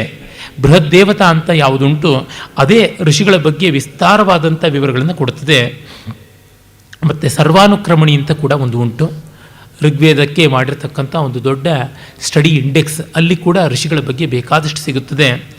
ಏನಿಲ್ಲ ಅಂತಂದರೂ ಒಂದು 3,000-4,000 ಋಷಿಗಳ ಹೆಸರುಗಳು ಇಡೀ ವೇದವಾಂಗ್ಮಯದಲ್ಲಿ ಸಿಗುತ್ತವೆ. ನಮಗೆ ಹಬ್ಬಬ್ಬ ಅಂತಂದರೆ ಒಂದು 20-30 ಜನ ಋಷಿಗಳ ಹೆಸರು ಗೊತ್ತಾಗುತ್ತೆ. ಅದಕ್ಕೆ ಮಿಗಿಲಾಗಿ ಗೊತ್ತಾಗೋಲ್ಲ. ಎಷ್ಟೊಂದು ಸಾಮವೇದದ ಒಂದು ಬ್ರಾಹ್ಮಣ ವಂಶಬ್ರಾಹ್ಮಣ ಅಂತ. ಆ ಇಡೀ ಬ್ರಾಹ್ಮಣದಲ್ಲಿ ಯಾವ ಋಷಿ ಮಕ್ಕಳು ಯಾರು, ಯಾವ ಋಷಿ ಶಿಷ್ಯರು ಯಾರು ಅಂತ ಆ ಲಿಸ್ಟ್ ಕೊಡುವಂಥದ್ದೇ ಉಂಟು. ವಿದ್ಯಾವಂಶದ ನಿರೂಪಣೆಯೇ ಉಂಟು.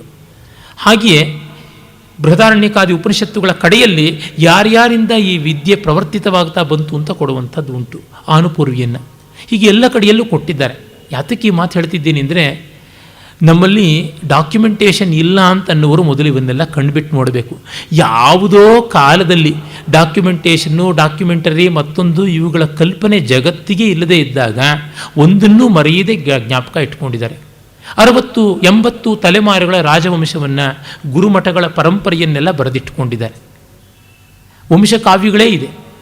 ನಾರಾಶಂಸಿ ಅಂತ ಹೇಳುವಂಥದ್ದು ಒಂದು ಪ್ರಕಾರವಾಗಿ ಯಜ್ಞಯಾಗಾದಿಗಳಲ್ಲಿ ಸೂತರು ಹಾಡಬೇಕು ಅಂತ ಬರುತ್ತೆ.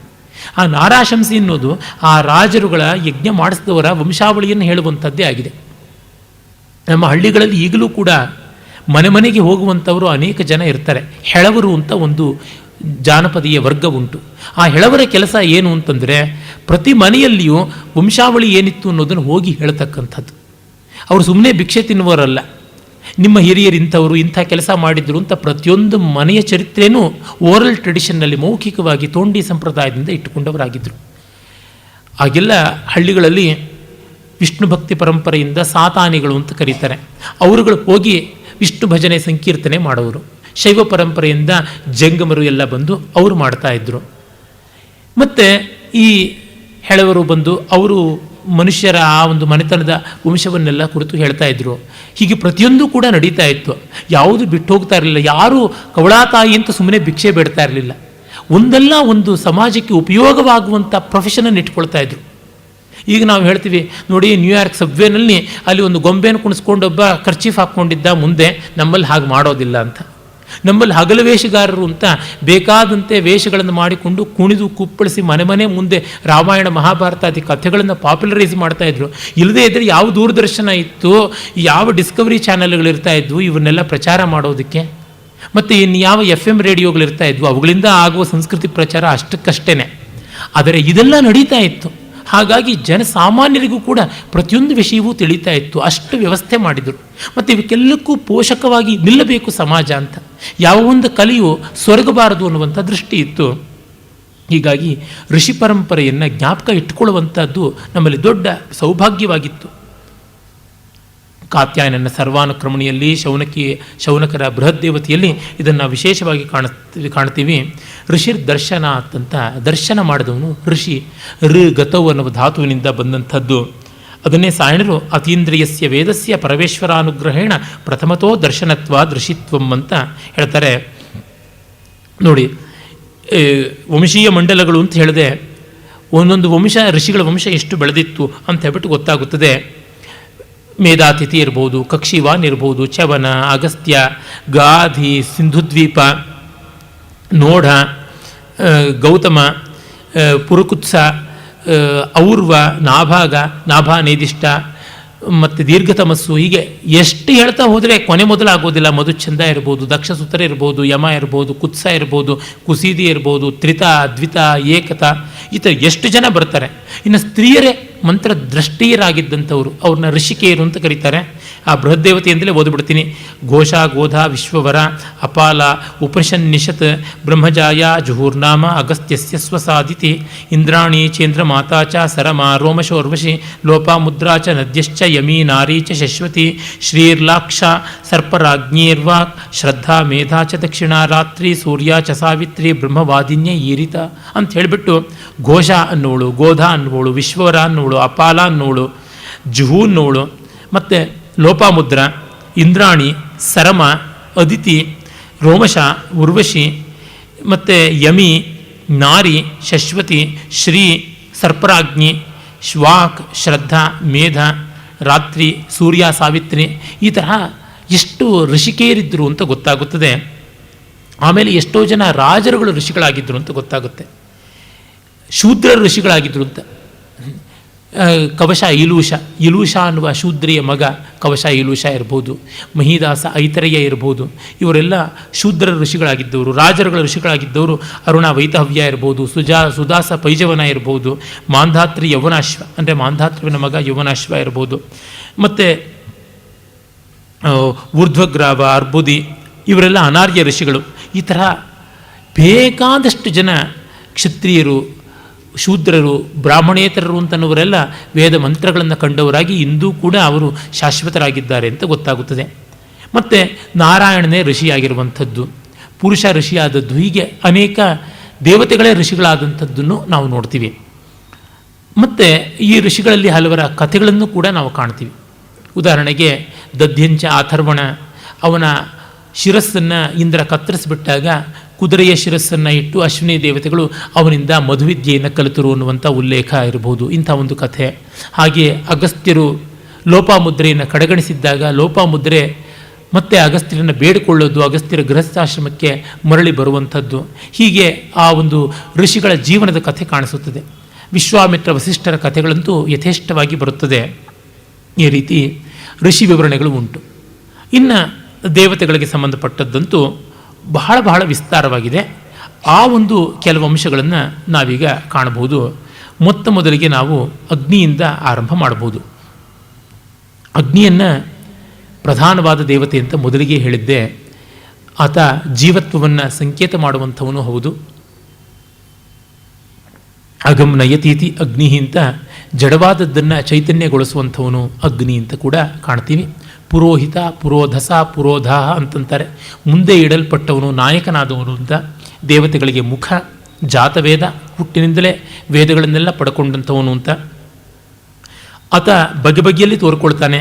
ಮರದೊಳಗೆ ಅಗ್ನಿ ಅಡಗಿದ್ದಾಗ ಅವನು ಶಮೀಗರ್ಭ ಅಂತ ಆಗ್ತಾನೆ.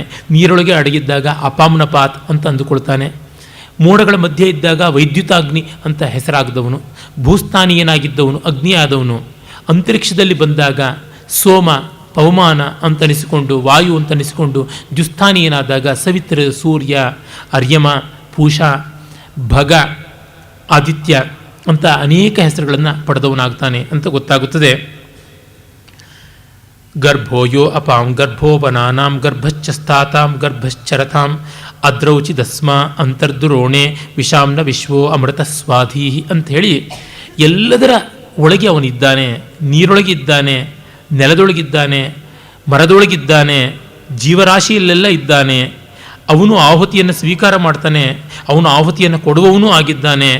ಎಲ್ಲರಿಗೂ ರಕ್ಷಕನಾಗಿ ರಾಜ ಹೇಗೆ ಪ್ರಜೆಗಳನ್ನು ಕಾಪಾಡ್ತಾನೋ ಆ ಥರ ಇದ್ದಾನೆ ಅಂತನ್ನುವ ಮಾತು ಬರುತ್ತೆ. ಮತ್ತು ಸಮುದ್ರದ ಒಳಗೆ ವಡಭಾಗ್ನಿಯ ರೂಪದಲ್ಲಿದ್ದಾನೆ ಅಂತ. ತ್ರೀಣಿಜಾನ ಪರಿಭೂಷಂತ್ಯಸ್ಯ ಸಮುದ್ರಯೇಕಂ ದಿವ್ಯೇಕಮಪ್ಸು ಅಂತ ಸಮುದ್ರದೊಳಗಿರುವಂಥ ವಡಭಾಗ್ನಿ ಅಂತ ಕೂಡ ಆಗಿದ್ದಾನೆ ಅಂತ. ಮತ್ತು ಸೂರ್ಯಸ್ಥಾನೀಯನಾಗೂ ಆಗ್ತಾನೆ. ವಿಷ್ಣುರಿತ್ಥ ಪರಮಸ್ಯ ವಿದ್ವಾನ್ ಜಾತೋ ಬೃಹನ್ನಭಿಪಾತಿ ತೃತೀಯಂ ಅಂತ ವಿಷ್ಣು ಸ್ವರೂಪಿಯಾಗಿ ಎಲ್ಲ ಕಡೆಯಲ್ಲಿ ವ್ಯಾಪಕವಾಗಿರುವಂಥವನು ಅಂತ. ಮತ್ತು ಊರ್ಜೋನಪಾತ ಮಧ್ವರೇ, ಯಜ್ಞಗಳಲ್ಲಿ ತೇಜಸ್ಸನ್ನು, ವರ್ಚಸ್ಸನ್ನು, ಪುಷ್ಟಿಯನ್ನು ಕೊಡೋದಕ್ಕೆ ಇದ್ದಾನೆ. ಪ್ರಸಮ್ರಾಜೋ ಅಸುರಸ್ಯ ಪ್ರಶಸ್ತಿಂ ಪುಂಸಃ ಕೃಷ್ಟಿ ನಾಮಾನ್ ಅನುಮಾದ್ಯಸ್ಯ, ಪ್ರತಿಯೊಬ್ಬರಿಗೂ ಪುಷ್ಟಿಯನ್ನು ತಂದು ಕೊಡ್ತಕ್ಕಂಥವನು. ಅವನು ಸಮ್ರಾಟ್, ಎಲ್ಲರನ್ನೂ ಗೆಲ್ಲುವ, ಎಲ್ಲರಿಗೂ ಶಾಸನ ಮಾಡುವಂಥವನಾಗಿದ್ದಾನೆ ಅಂತ. ಈ ಸಂದರ್ಭದಲ್ಲಿ ತುಂಬ ಜನ ಸಾಮ್ರಾಟ್ ಸಾಮ್ರಾಟ್ ಅಂತಂತಾರೆ. ಅದು ಅಪಶಬ್ದ, ಸಮ್ರಾಟ್ ಅಂತನಬೇಕು. ರಾಟ್ ಶಬ್ದಕ್ಕೆ ಸಂ ಅನ್ನುವ ಉಪಸರ್ಗ ಸೇರಿದಾಗ ಸಮ್ರಾಟ್ ಅಂತ ಆಗುತ್ತೆ, ಸಾಮ್ರಾಟ್ ಅಂತ ಆಗೋದಿಲ್ಲ. ಅದು ಯಾರು ಆರಂಭ ಮಾಡಿದ್ರೋ ಗೊತ್ತಿಲ್ಲ, ಅದು ಹಾಗೆ ಬೆಳ್ಕೊಂಡು ಬಂದುಬಿಟ್ಟಿದೆ. ಮತ್ತು ಅವನನ್ನು ಜಾತವೇದ, ಹುಟ್ಟಿನಿಂದಲೇ ಎಲ್ಲ ಜ್ಞಾನವನ್ನು ಪಡ್ಕೊಂಡವನು. ಜಾತ ಆಪ್ರಣೋ ಭುವನಾನಿರೋಧಸಿ, ಹುಟ್ಟಿದ ತಕ್ಷಣವೇ ಜ್ಞಾನ ಪಡ್ಕೊಂಡು ಆಪ್ರಣ ತುಂಬಿಸಿಕೊಂಡು ಬಿಟ್ಟ ಜಗತ್ತನ್ನೆಲ್ಲ. ಅಜ್ಞೇತ ಅವಿಶ್ವಾಪರಿಭೂರಸಿ ಆತ್ಮನ, ಎಲ್ಲಕ್ಕೂ ಆತ್ಮವಾಗಿ ನಿಂತಿದ್ದಾನೆ ಅನ್ನುವಂಥ ಮಾತು ಬರುತ್ತೆ. ಮಿತ್ರಶ್ಚತುಭ್ಯಂ ವರುಣ ಸಹಸ್ವೋಜ್ಞೆ ವಿಶ್ವೇ ಮರುತಃ ಸುಮ್ನಮರ್ಚನ್, ತುಂಬ ಸುಂದರನಾದಂಥವನು, ಮಿತ್ರನಾಗಿ ನಿಲ್ತಕ್ಕಂಥವನು, ವರ್ಣನೂ ಆಗಿದ್ದಾನೆ, ಎಲ್ಲವೂ ಆಗಿದ್ದಾನೆ ಅಂತನ್ನುವ ಈ ದೇವತಾ ಸಮಾಮ್ನಾಯವನ್ನು ನಾವು ಕಾಣ್ತೀವಿ. ಮತ್ತು ನೋಡಿ, ಎಲ್ಲ ದೇವತೆಗಳನ್ನು, ತಂದೆ ತಾಯಿಗಳನ್ನು ಕೂಡ ಸಮೀಕರಣ ಮಾಡುವಂಥದ್ದನ್ನು ನಾವು ನೋಡ್ತೀವಿ. ತ್ವಮಗ್ನ ಇಂದ್ರೋ ವೃಷಭಸ್ಸತಾಮಸಿ ತ್ವಂ ವಿಷ್ಣುರುಗಾಯೋ ನಮಸ್ಯ ತ್ವಂ ಬ್ರಹ್ಮ ರೈ ವಿದ್ವದ್ ಬ್ರಹ್ಮಣಸ್ಪತೆ ತ್ವಂ ವಿಧರ್ಥ ಸಚತೆ ಪುರಂಧ್ಯಾಹ. ನೀನು ವೃಷಭ ಅಂದರೆ ಶಕ್ತಿಶಾಲಿಯಾದಂಥ ಇಂದ್ರ, ಮತ್ತು ಉರುಗಾಯ ವೇಗವಾಗಿ ಸಂಚಾರ ಮಾಡುವಂಥ ವಿಷ್ಣು ಸ್ವರೂಪಿ ನೀನು ಬ್ರಹ್ಮ, ಎಲ್ಲ ಜೀವಪೋಷಕ ದ್ರವ್ಯಗಳನ್ನು ಒಳಗೊಂಡಂಥವನು. ರೈ ಅಂತಂದರೆ ಜೀವಪೋಷಕ ದ್ರವ್ಯ, ಅದನ್ನು ತಿಳಿದಂಥವನಾಗಿ ಬ್ರಹ್ಮಣಸ್ಪತಿ, ಜ್ಞಾನಿಯಾಗಿದ್ದೀಯಾ, ಬೃಹಸ್ಪತಿಯಾಗಿದ್ದೀಯಾ, ನೀನು ಎಲ್ಲಕ್ಕೂ ಶೋಭೆಯನ್ನು ತರುವಂಥವನಾಗಿದ್ದೀಯಾ ಅಂತ ಹೀಗೆ ಅನೇಕ ವಿಧವಾಗಿ ಅಗ್ನಿಯನ್ನು ಸ್ತೋತ್ರ ಮಾಡ್ತಾರೆ. ಅಸಚ್ಚ ಸಚ್ಚ ಪರಮೇ ವ್ಯೋಮನ್ ದಕ್ಷಸ್ಯ ಜನ್ಮನ್ನದಿತೇ ರೂಪಸ್ಥೆ ಅಗ್ನಿರ್ಹನ ಪ್ರಥಮ ಜಾಋತಸ್ಯ ಪೂರ್ವ ಆಯುನಿ ವೃಷಭಶ್ಚಧೇನು. ನೀನು ಸತ್ತು ಹೌದು, ಅಸತ್ತು ಹೌದು ಅಂತ. ಇದನ್ನಿಟ್ಕೊಂಡು ನೀನು ಇದ್ದವನು ಹೌದು, ಇಲ್ಲದವನು ಹೌದು ಅಂತ ಅರ್ಥ ಮಾಡೋದಲ್ಲ. ನೀನು ವ್ಯಾಕೃತನಾದವನು ಅಂದರೆ ಡಿಫೈನ್ಡ್ ಆದವನು ಹೌದು, ಅಸತ್ಯ ಅಂದರೆ ಅವ್ಯಾಕೃತ ಅನ್ಡಿಫೈನ್ಡ್ ಆದವನು ಹೌದು ಅಂತ. ಡಿಫಿನಿಷನ್ ಬರುವುದು ಅದಕ್ಕೆ ಮಿತಿ ಇದ್ದಾಗ, ಡೆಫಿನೆಟ್ ಅಂತ ಆಗುವುದು, ನಿಶ್ಚಯ ಅಂತ ಆಗುವುದು ಅದಕ್ಕೊಂದು ಪರಿಧಿ ಬಂದಾಗ. ಆ ಪರಿಧಿಯನ್ನು ಮೀರಿದ್ದಾಗ ಮತ್ತು ಅದು ಅವ್ಯಕ್ತವಾಗಿದ್ದಾಗ ಆ ಸಂದರ್ಭದಲ್ಲಿ ನಾವು ಅದನ್ನು ಅಸತ್ ಅಂತ ಕರಿತೀವಿ. ಈ ಶಬ್ದಗಳಿಗೆ ಈ ರೀತಿಯಾದ ಸಾಂಪ್ರದಾಯಿಕವಾದ ಅರ್ಥ ಗೊತ್ತಾಗದೇ ಇದ್ದರೆ ದೇವರು ಇದಾನೋ ಇಲ್ಲವೋ ಅಂತ ಅನ್ನೋದನ್ನು ಹೇಳಿದ್ದಾರೆ. ಅವನು ಇದಾನೂ ಹೌದು ಇಲ್ಲವೂ ಹೌದು ಅಂತಂದರೆ, ಇಲ್ಲ ಅಂತ ಹೇಳುವ ನಾನು ಎಲ್ಲಿ ಇಲ್ಲವಾಗಿದ್ದೀನಿ, ಇಲ್ಲವಲ್ಲ. ಹಾಗಾಗಿ ಎಲ್ಲಿವರೆಗೂ ನಾನು ಇಲ್ಲವಾಗಿಲ್ಲವೋ ಅಲ್ಲಿವರೆಗೂ ಎಲ್ಲವೂ ಇದೆ ಅಂತ ಒಪ್ಪಿಕೊಳ್ಳಬೇಕು ಅಂತ. ಆ ಮಾತನ್ನೇ ನಾವು ಛಾಂದೋಗ್ಯ ಬೃಹದಾರಣ್ಯಕದಲ್ಲಿ ನೋಡ್ತೀವಿ. ಆಮೇಲೆ ಅವನು ಅತ್ಯಂತ ಶಕ್ತಿಶಾಲಿ, ಸುಂದರನೂ ಆದಂಥವನು, ದಕ್ಷ, ಅದಿತಿಯ ಮಗ, ಅದಿತಿಯಿಂದ ಆದಿತ್ಯರು ಬಂದವರು. ಅದಿತಿ ಅಂತಂದರೆ ಅಖಂಡೀಕರಣ ಶಕ್ತಿ, ಇಂಟಗ್ರೇಟಿಂಗ್ ಫೋರ್ಸ್ ಅನ್ನುವುದನ್ನು ಹೇಳಿದ್ದೆ. ಆಮೇಲೆ ಅವನು ಪ್ರಥಮಜಾ ಋತಸ್ಯ, ಸತ್ಯದ ಮೊದಲ ಅಭಿವ್ಯಕ್ತಿಯಾಗಿ ಇರತಕ್ಕಂಥವನು. ಅವನು ನಮ್ಮನ್ನು ಸಮುದ್ರಕ್ಕೆ ಹೇಗೆ ನಾವೇ ಪ್ರಯೋಜನಕಾರಿಯೋ, ಸಮುದ್ರವನ್ನು ದಾಟಿಸೋದಕ್ಕೆ ನಾವೇ ಹೇಗೆ ಬೇಕೋ ಆ ರೀತಿಯಾಗಿ ಅವನು ನಮ್ಮನ್ನು ಅನುಗ್ರಹ ಮಾಡ್ತಾನೆ. ಮತ್ತು ಯಾವ ರೀತಿ ಗೋವುಗಳನ್ನು ವೃಷಭವು ಕಾಪಾಡುತ್ತೋ, ಒಂದು ಗೋವುಗಳ ಮಂದೆಗೆ ಒಂದು ಮಹಾವೃಷಭ ಹೇಗೆ ನಾಯಕನಾಗಿರುತ್ತೋ ಆ ಥರ ನಮ್ಮನ್ನು ಕಾಪಾಡ್ತಾನೆ ಅಂತ ಈ ರೀತಿಯಾದ ಉಲ್ಲೇಖಗಳಿಂದ ನಾವು ನೋಡಬಹುದು ಅಗ್ನಿಗೆ ಎಷ್ಟು ಪ್ರಾಶಸ್ತ್ಯ ಇತ್ತು ಅಂತ. ಪ್ರಸಿದ್ಧವಾದ ಈಶಾವಾಸ್ಯೋಪನಿಷತ್ತಿನ ಮಂತ್ರ ಅದು ಇಲ್ಲಿಯೇ ಬರುವಂಥದ್ದು, ಋಗ್ವೇದದಲ್ಲೇ ಬರತಕ್ಕಂಥದ್ದು. ಅಗ್ನೇನಯ ಸುಪತಾರಾಯೇ ಅಸ್ಮಾನ್ ವಿಶ್ವಾನಿ ದೇವ ವೈನಾನಿ ವಿದ್ವಾನ್ ಯೋಧ್ಯಸ್ಮಜ್ಜುಹುರಾಣಮೇನೋ ಭೂಯಿಷ್ಠಾಂತೆ ನಮ್ಮ ಮುಕ್ತಿಂ ವಿಧೇಮ. ನಮ್ಮನ್ನು ಒಳ್ಳೆಯ ದಾರಿಯಲ್ಲಿ ನಡೆಸು, ನೀನು ನಮ್ಮ ಎಲ್ಲ ವೈರಿಗಳನ್ನು ನಿವಾರಣೆ ಮಾಡಿ ಅಜ್ಞಾನದ ಅಂಧಕಾರವನ್ನು ಧ್ವಂಸ ಮಾಡು, ನಮ್ಮ ಪಾಪಗಳನ್ನು ನಿವಾರಿಸಿ ಒಳ್ಳೆಯ ಹಾದಿಯನ್ನು ಕರುಣಿಸು, ನಾವು ನಿನಗೆ ಅನೇಕ ನಮಸ್ಕಾರಗಳನ್ನು ಮಾಡ್ತೀವಿ ಎನ್ನುವಂಥ ಉಲ್ಲೇಖ ಬರುವುದು ಆ ಅಗ್ನಿ ಇದಿರಬಹುದು. ಹಾಗೆ ಪೃಥ್ವಿ, ಭೂಮಿಯನ್ನು ಸಂಬಂಧಪಟ್ಟಂತೆ ಹಲವು ಮಂತ್ರಗಳನ್ನು ನಾವು ನೋಡ್ತೀವಿ. ಹೆಚ್ಚಾಗಿ ದ್ಯಾವಾ ಪೃಥ್ವಿ ಅಂತ ಭೂಮಿ ಆಕಾಶ ಎರಡನ್ನೂ ಸೇರಿಸಿ, ಭೂಮಿಯನ್ನು ತಾಯಿ, ಆಕಾಶವನ್ನು ತಂದೆ ಅಂತ, ಭೂಮಿ ಹೆಣ್ಣು ಆಕಾಶ ಗಂಡು ಅಂತ ದ್ಯಾವಾ ಪೃಥ್ವಿ ವರುಣಸ್ಯ ಧರ್ಮಣ ವಿಷ್ಕಭಿತೆ ಅಜರೇ ಭೂರಿರೇತಸ. ಈ ಭೂಮ್ಯಾಕಾಶಗಳು ವರುಣನ ನಿಯತಿಗೆ ಸಂಬಂಧಪಟ್ಟಂತೆ, ವರುಣ ನಿಯಾಮಕನಾದ ದೇವತೆ, ನೀತಿಯ ದೇವತೆ, ಋತಾಧಿಪತಿ, ಅವನಿಂದಾಗಿ ಇವು ಕದಲದಂತೆ ಅನ್ಯೋನ್ಯವಾಗಿ ಇವೆ, ಇವು ಸದಾಕಾಲ ಬಾಳುತ್ತವೆ, ಇವುಗಳಿಂದ ಜೀವರಾಶಿಗಳು ಬದುಕುತ್ತವೆ ಅನ್ನುವಂಥದ್ದು. ಅಯಂ ದೇವಾನಾಂ ಅಪಸಾಮಸ್ತಮೋ ಯೋ ಜನ ನರೋದಸಿ ವಿಶ್ವಶಂಭುನ ವಿಯೋಮಮೇ ರಜಸಿ ಸುಕ್ರತೂಯಯ ಅಜರೇಭಿ ಸ್ಕಂಭನೇಭಿ ಸಮಾನ್ ರುಚೆ. ಈ ದೇವತೆಗಳು ದ್ಯಾವಾ ಪೃಥ್ವಿಯನ್ನು, ಭೂಮಿ ಆಕಾಶಗಳನ್ನು ಲೋಕಹಿತಕ್ಕಾಗಿ ನಿರ್ಮಾಣ ಮಾಡಿದರು. ಮತ್ತು ಇವುಗಳ ಇನ್ಫೈನೆಟ್ ಆಗುವುದನ್ನು ಫೈನೆಟ್ ಮಾಡಿದ್ರು ಅಂತ, ಅದು ಬಹಳ ಮುಖ್ಯವಾದಂಥದ್ದು. ಪರಿಚ್ಛಿನ್ನತಿ ಅಂದರೆ ಲಿಮಿಟ್ ಮಾಡ್ತಕ್ಕಂಥದ್ದು, ಡಿಲಿಮಿಟ್ ಮಾಡುವಂಥದ್ದು. ಹಾಗೆ ಮಾಡಿದ್ರಿಂದ ನಮಗೆ ಪ್ರಯೋಜನವಾಯಿತು, ನಾವು ಬದುಕೋಕ್ಕಾಯಿತು. ಇವುಗಳು ಅವ್ಯಾಕೃತವಾಗಿಬಿಟ್ಟಾಗ, ಅವ್ಯಕ್ತವಾದಾಗ ನಮಗೆ ಗೋಚರವಾಗ್ತಾ ಇರಲಿಲ್ಲ. ಆ ದೃಷ್ಟಿಯಿಂದ ಈ ಭೂಮ್ಯಾಕಾಶಗಳು ತುಂಬ ಪ್ರಯೋಜನಕಾರಿಯಾದವು ಅಂತನ್ನುವಂಥ ಮಾತು ಬರುತ್ತೆ. ಹಾಗೆ ಬಳಿತ್ಥ ಪರ್ವತಾನಾಂ ಖಿದ್ರಂ ಬಿಭರ್ಷಿ ಪೃಥಿವಿ ಅಂತಂದರೆ, ಪರ್ವತಗಳನ್ನು ಲೀಲೆಯಿಂದ ನೀನು ಧರಿಸಿದ್ದೀಯಮ್ಮ, ನಿನ್ನ ಶಕ್ತಿ ಎಂಥದ್ದು. ಪ್ರಯಾ ಭೂಮಿಂ ಪ್ರವತ್ವತಿ ಮನ್ನಾಜಿನೋಶಿ ಮಹಿನಿ. ಮತ್ತು ಮೋಡಗಳನ್ನು ಲೀಲೆಯಿಂದ ನೀನು ಧರಿಸಿ ಎಳೆದು ನೀರನ್ನು ಉಂಟು ಮಾಡಿ ನಿನ್ನ ಮೈ ಮೇಲೆ ಹರಿಸಿಕೊಂಡು ನೀನೇ ಸಮೃದ್ಧಳಾಗ್ತೀಯ, ಎಷ್ಟು ನಿನ್ನ ಶಕ್ತಿ ಅನ್ನುವಂಥ ಮಾತು ಬರುತ್ತೆ. ಹೀಗೆ ಭೂಮಿಯನ್ನು ಕಂಡು ಕೊಂಡಾಡುವಂಥದ್ದು. ಮತ್ತು ಸೋಮನಿಗೆ ಸಂಬಂಧಪಟ್ಟಂತೆ ಬೇಕಾದಷ್ಟು ವಿವರಗಳಿವೆ ಅಂತ ನಾನು ಹೇಳಿದೆ. ಸೋಮನನ್ನು ಭೂಸ್ಥಾನೀಯನಾದ ದೇವತೆ ಅಂತ ನೋಡ್ತೀವಿ. ಸೋಮ ಅನ್ನೋದಕ್ಕೆ ಚಂದ್ರ ಅನ್ನುವ ಅರ್ಥ ಕೂಡ ಒಂದು ಉಂಟು. ಹೀಗಾಗಿ ಸೂರ್ಯ ಚಂದ್ರ ಇಬ್ಬರನ್ನೂ ಗಮನಿಸ್ತೀವಿ. ಇದಕ್ಕೆಲ್ಲಕ್ಕೂ ಆಧ್ಯಾತ್ಮಿಕವಾದ ಅರ್ಥನೂ ಇದ್ದೇ ಇದೆ. ದೇವತಾ ಸ್ವರೂಪವಾಗಿ ನಾವು ಆ ಪೌರಾಣಿಕ ಸ್ತರದಲ್ಲಿ ಕಾಣುವಂತೆ ನಮ್ಮೊಳಗೆ ಕಾಣುವುದಕ್ಕೂ ಉಂಟು. ಬಲಹೊಳ್ಳೆಯನ್ನು ನಾವು ಸೂರ್ಯನಾಡಿ ಅಂತ, ಎಡಹೊಳ್ಳೆಯನ್ನು ಚಂದ್ರನಾಡಿ ಅಂತ ಕರಿತೀವಿ. ಈ ಸೂರ್ಯ ಚಂದ್ರ ಎರಡೂ ಕೂಡ ಸೇರಿ ನಡೆಯುವಂಥದ್ದು ಉಸಿರಾಟ ಅಂತ. ನಮಗೆ ಎಷ್ಟೋ ಜನಕ್ಕೆ ಗೊತ್ತಿಲ್ಲದ್ದು ಒಂದು ಏನಂದರೆ, ಒಂದೆರಡು ಗಂಟೆಗಳಾಗ್ತಾ ಇದ್ದಂತೆ ಮೂಗಿನ ಹೊಳ್ಳೆಗಳು ಬದಲಾಯಿಸ್ಕೊಳ್ತಾ ಇರ್ತವೆ. ಎಡಹೊಳ್ಳೆಯಲ್ಲಿ ಉಸಿರಾಟ ಆರಂಭವಾಗುತ್ತೆ, ಒಂದೇ ಬಾರಿಗೆ ಎರಡೂ ಹೊಳ್ಳೆಯಲ್ಲಿ ಉಸಿರಾಟ ಇರೋದಿಲ್ಲ ಅಂತ. ಅದನ್ನು ಗಮನಿಸಿಕೊಳ್ತಕ್ಕಂಥದ್ದು ತುಂಬ ಮುಖ್ಯ ಅಂತ. ಯಾವ ದಿನದ ಆರಂಭ ಯಾವ ಹೊಳ್ಳೆಯಿಂದ ಮೊದಲಾಗಬೇಕು ಉಸಿರಾಟ ಅನ್ನೋದರಿಂದ ತೀರ್ಮಾನವಾಗುತ್ತದೆ ಅಂತ ಕೂಡ ನಮ್ಮಲ್ಲಿ ಶ್ವಾಸ ನಾಡಿಗೆ ಸಂಬಂಧಪಟ್ಟ ಶಾಸ್ತ್ರಗಳು ಹೇಳುತ್ತವೆ. ತಾತ್ಪರ್ಯವಿಷ್ಟೇ, ಸೂರ್ಯ ಚಂದ್ರ ಇಬ್ಬರೂ ಸೇರಿ ಸೂರ್ಯ ಚಂದ್ರಮಸವು ಅಂತ ಆಗಿರುವಂಥದ್ದು ಒಂದು ಅನ್ನಾದ ಮತ್ತೊಂದು ಅನ್ನ ಅಂತ. ಇದು ಯಾತಕ್ಕೆ ಇಲ್ಲಿ ಈ ಎರಡು ಹೊಳ್ಳೆಗಳಲ್ಲಿ ಏನೋ ಅಂತ ವ್ಯತ್ಯಾಸ ಇಲ್ಲವಲ್ಲ ಅಂದರೆ, ನಾವು ಮರೆಯಬಾರದ್ದು ಏನಂದರೆ, ಜಗತ್ತಿನಲ್ಲಿ ಎರಡೂ ಉಂಟು. ನಾವೇ ಒಂದಕ್ಕೆ ಆಹಾರ ಆಗ್ತೀವಿ, ನಮಗಿನ್ಯಾವುದೋ ಒಂದು ಆಹಾರವಾಗುತ್ತದೆ ಅಂತ. This is the hardest truth in the world. ಇದನ್ನು ಗಮನಿಸಿಕೊಂಡವನು ಯಾವುದಕ್ಕೂ ವಿಕಾರ ಪಡೋದಿಲ್ಲ, ಕ್ಷುಬ್ಧನಾಗೋದಿಲ್ಲ ಅಂತ. ನಾನೂ ಒಂದಕ್ಕೆ ಆಹಾರವಾಗ್ತೀನಿ, ನನಗೂ ಒಂದು ಆಹಾರವಾಗ್ತಾ ಇದೆ ಅಂದರೆ ಈ ಹಿಂಸೆ ಅಹಿಂಸೆಗಳ ಸಾಪೇಕ್ಷತೆ ಎಷ್ಟು ಅಂತ ಗೊತ್ತಾಗುತ್ತೆ.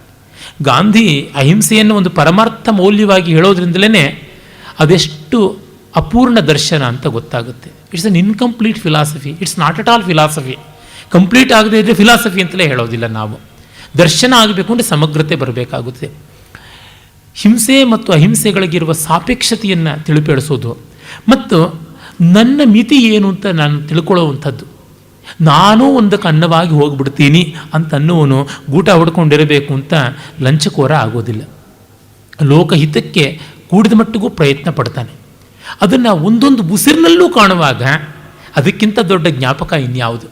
ನಮಗೆ ಜ್ಞಾಪಕ ಇರಬೇಕು ಅಂತಂದರೆ ಯಾರು ಚಿವುಟ್ತಾರೆ, ನಿನಗೆ ಚಿವುಟಿದ್ದೀನಿ ಅದಕ್ಕೆ ಜ್ಞಾಪಕ ಇರುತ್ತೆ ಅಂತ, ಇಲ್ಲ ಸೆರಗೆ ಗಂಟು ಹಾಕ್ಕೊಂಡಿದ್ದೀನಿ ಅದಕ್ಕೆ ಜ್ಞಾಪಕ ಇರುತ್ತೆ ಅಂತ, ಹೀಗೆ ತರತರಾವರಿಯಾಗಿ ಜ್ಞಾಪಕ ಇಟ್ಕೊಳ್ತಾರೆ. ಉಸಿರಾಗಿಯೇ ನಾನು ಗಮನದಲ್ಲಿ ಇಟ್ಕೊಳ್ತೀನಿ ಅಂತಂದರೆ ಅದಕ್ಕಿಂತ ಏನು? ಮೂಗು ಹಿಡ್ಕೊಂಡ ತಕ್ಷಣ, ಉಸಿರು ಕಟ್ಟಿಕೊಂಡ ತಕ್ಷಣ ನಮಗೆ ಜ್ಞಾಪಕ ಬರುತ್ತೆ. ಒಂದು ಕ್ಷಣ ಉಸಿರು ನಿಲ್ಲಿಸಿಬಿಟ್ರೆ ನಮಗೆ ಗೊತ್ತಾಗುತ್ತೆ ಇದು ಎಂಥದ್ದು ಅಂತ. ಹೀಗೆ ಅಗ್ನಿಶೋಮೀಯವಾದ ಬ್ರಹ್ಮಾಂಡ ವ್ಯವಸ್ಥೆಯನ್ನು ಜ್ಞಾಪಕ ಮಾಡೋದಕ್ಕೋಸ್ಕರವಾಗಿ ಬಂದದ್ದು. ವೇದಗಳಲ್ಲಿ ಪ್ರತಿ ಮಂಡಲದಲ್ಲಿಯೂ ಅಗ್ನಿಯನ್ನು ಮತ್ತು ಪ್ರತ್ಯೇಕ ಒಂದು ಮಂಡಲದಲ್ಲಿ ಸೋಮವನ್ನು ಉಪಾಸನೆ ಮಾಡಿರುವ ಅರ್ಥ ನಮಗೆ ಹೀಗೆ ಮನಸ್ಸಿಗೆ ತಂದುಕೊಳ್ಬೇಕಾದದ್ದು. ಎಲ್ಲವೂ ಕೂಡ ಕನ್ಸ್ಯೂಮರ್ ಆ್ಯಂಡ್ ಕನ್ಸ್ಯೂಮೇಟ್ ಅನ್ನಾದಗಳ ವ್ಯವಸ್ಥೆಯಾಗಿದೆ ಅಂತನ್ನುವುದು. ಹಾಗಾಗಿ ಸೋಮನಿಗೆ ವಿಶೇಷವಾಗಿ ಉಂಟು. ಇದಕ್ಕೆ ಒಂದು ಕಥೆಯನ್ನು ಕೂಡ ಶತಪಥ ಬ್ರಾಹ್ಮಣಾದಿಗಳಲ್ಲಿ ನಾವು ನೋಡ್ತೀವಿ. ಹಿಂದೆ ಈ ಸೋಮ ದ್ಯುಲೋಕದಲ್ಲಿ ಇತ್ತು. ದ್ಯುಲೋಕದಲ್ಲಿದ್ದ ಸೋಮವನ್ನು ತರುವುದಕ್ಕಾಗಿ ಎಲ್ಲ ಛಂದಸ್ಸುಗಳು ಬೇರೆ ಬೇರೆ ಪಕ್ಷಿಗಳ ರೂಪ ತಾಳಿ ಹೊರಟವು. ಗಾಯತ್ರಿ ಛಂದಸ್ಸು ಆಗ ಶೇನ ರೂಪ, ಗರುಡ ರೂಪವನ್ನು ತಾಳಿ ಹೋಗಿ ಅದು ತೆಗೆದುಕೊಂಡು ಬಂತು. ಮಿಕ್ಕ ಛಂದಸ್ಸುಗಳಿಗೆ ಆಗದೇ ಇದ್ದದ್ದು ಇದಕ್ಕಾಯಿತು ಅಂತ. ಅಂದರೆ ಅಗ್ನಿ ಸೋಮವನ್ನು ಸ್ವೀಕರಿಸುತ್ತದೆ ಅಂತ. ಈ ಜಗತ್ತಿನಲ್ಲಿರುವ ಪೋಷಕಾಂಶ ಮಾನವ ಬೆಳೀತಾ ಗೊತ್ತಾಗುತ್ತೆ. ನಮಗೆ ಮೊದಲಿಗೆ ಇಷ್ಟಿಷ್ಟೆಲ್ಲ ಅಡುಗೆಗಳು ಮಾಡಬಹುದು ಅಂತ ಗೊತ್ತಿತ್ತ?